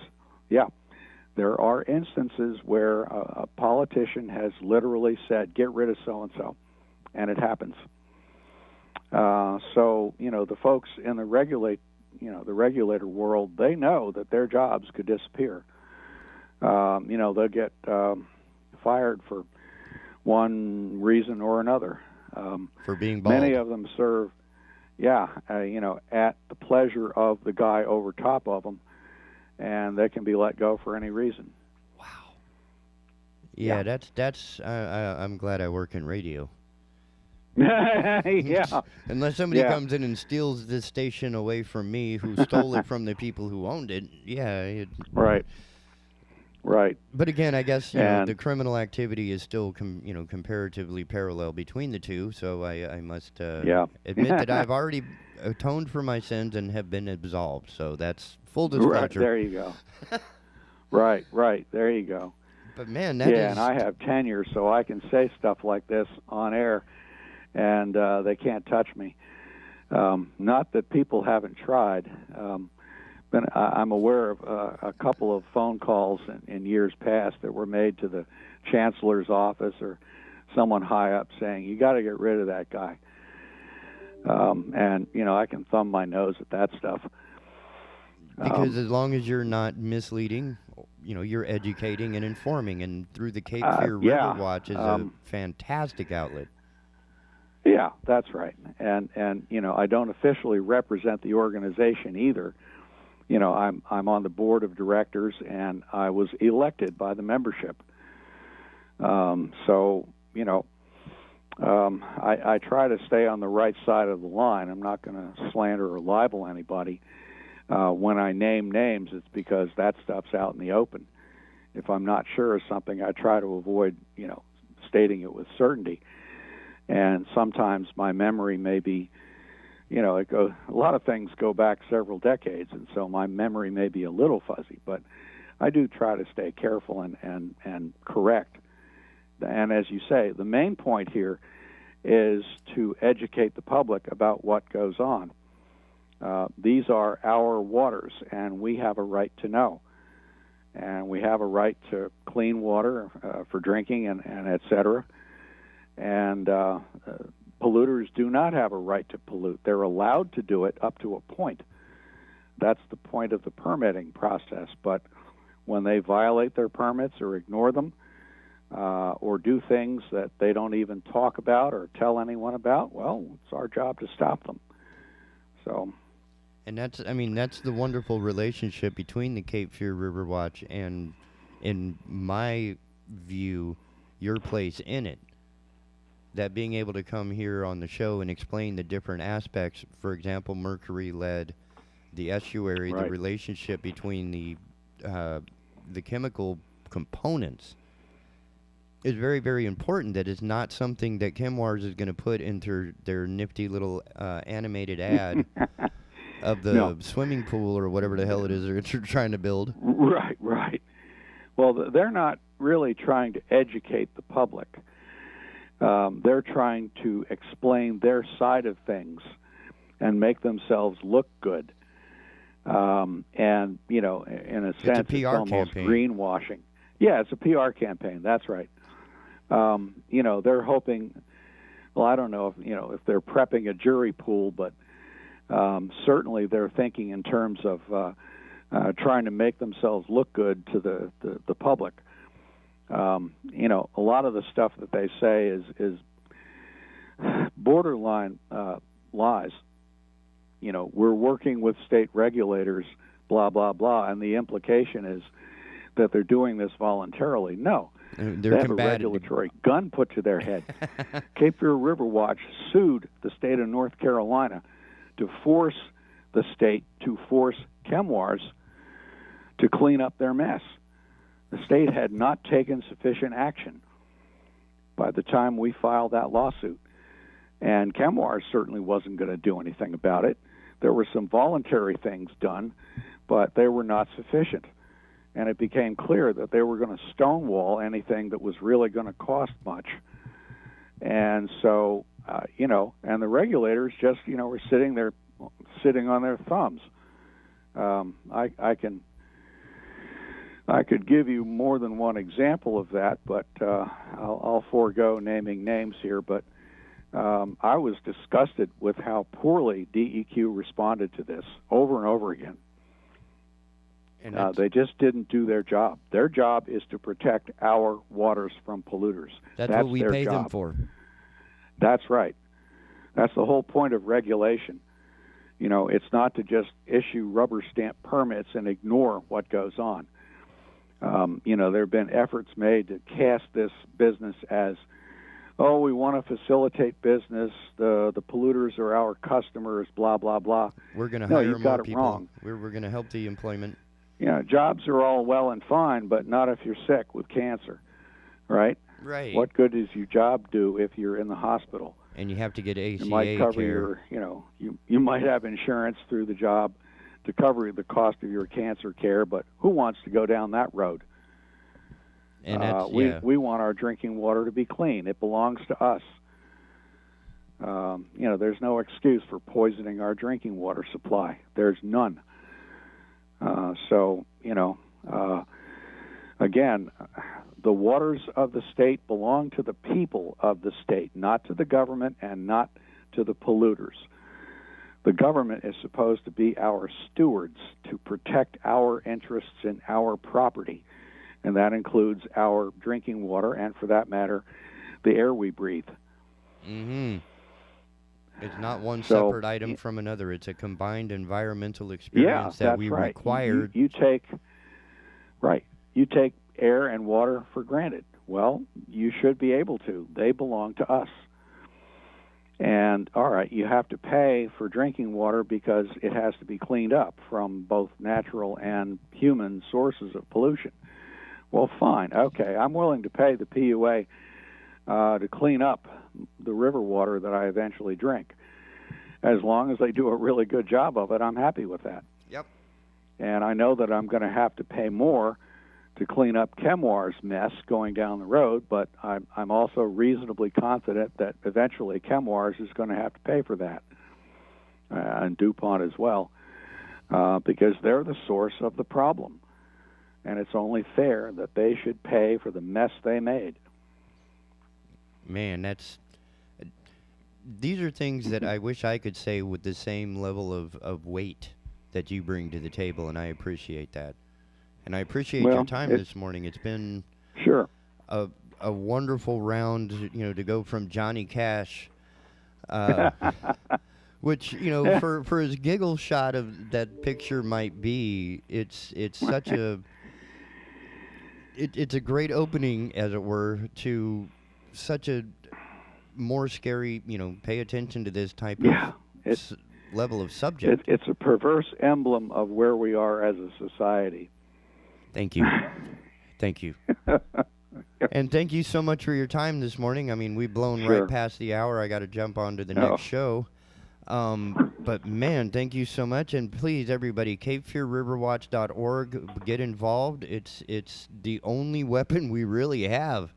As we've seen in the history of the entire battle since the story broke, the only one who's really winning in this fight is the Cape Fear Riverwatch. Yeah, you're the ones bringing lawsuits, and they're making them, they got to dig this silly swimming pool. They got to, they got to answer for it. Yep, we made them do it. There are folks who've criticized the consent decree, but it's the only game in town right now. Nobody else has actually hauled Chemours, in front of the bar of justice and made them do things. Certainly the state failed. Yep. And that's why everybody, go to CapeFearRiverwatch.org and click on stuff, go to things, and learn what not to eat so you don't end up, making it worse for everybody. I mean, it's just... Again, thank you. And we appreciate that. Yes. And the pancake thing happens every... First Saturday. Yep. They're great pancakes, too. I went to the last one... a couple weeks ago, and we have pancakes, we have coffee, which is very important. And information. And we always have good speakers and the opportunity for questions. And we welcome everybody to come. They're always educational, and they're always well done. And I thank you for that. And with that, I need to make two more announcements before I let everybody go. Thank you for your time. I'm going to put a little music under me because it sounds cool. I'm trying, because it was sent to me here in a moment ago. So the guest earlier, Eric Garcia on Hertel Radio, the interview is about the book We're Not Broken, Changing the Autism Conversation. And that's going to be on the Hertel Radio podcast. That'll be popping at 3, replay at 3, and the in-depth, I think, lands at 4.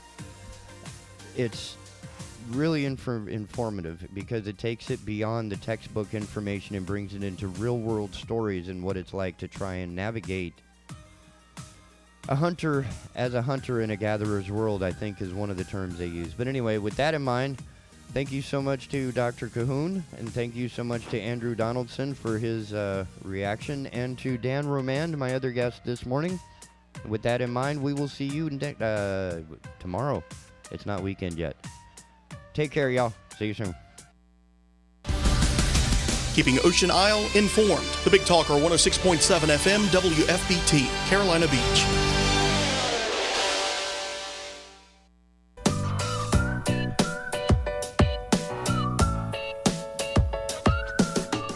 Oh, and welcome to Consumer Choice Radio, broadcasting across North America. And right there on your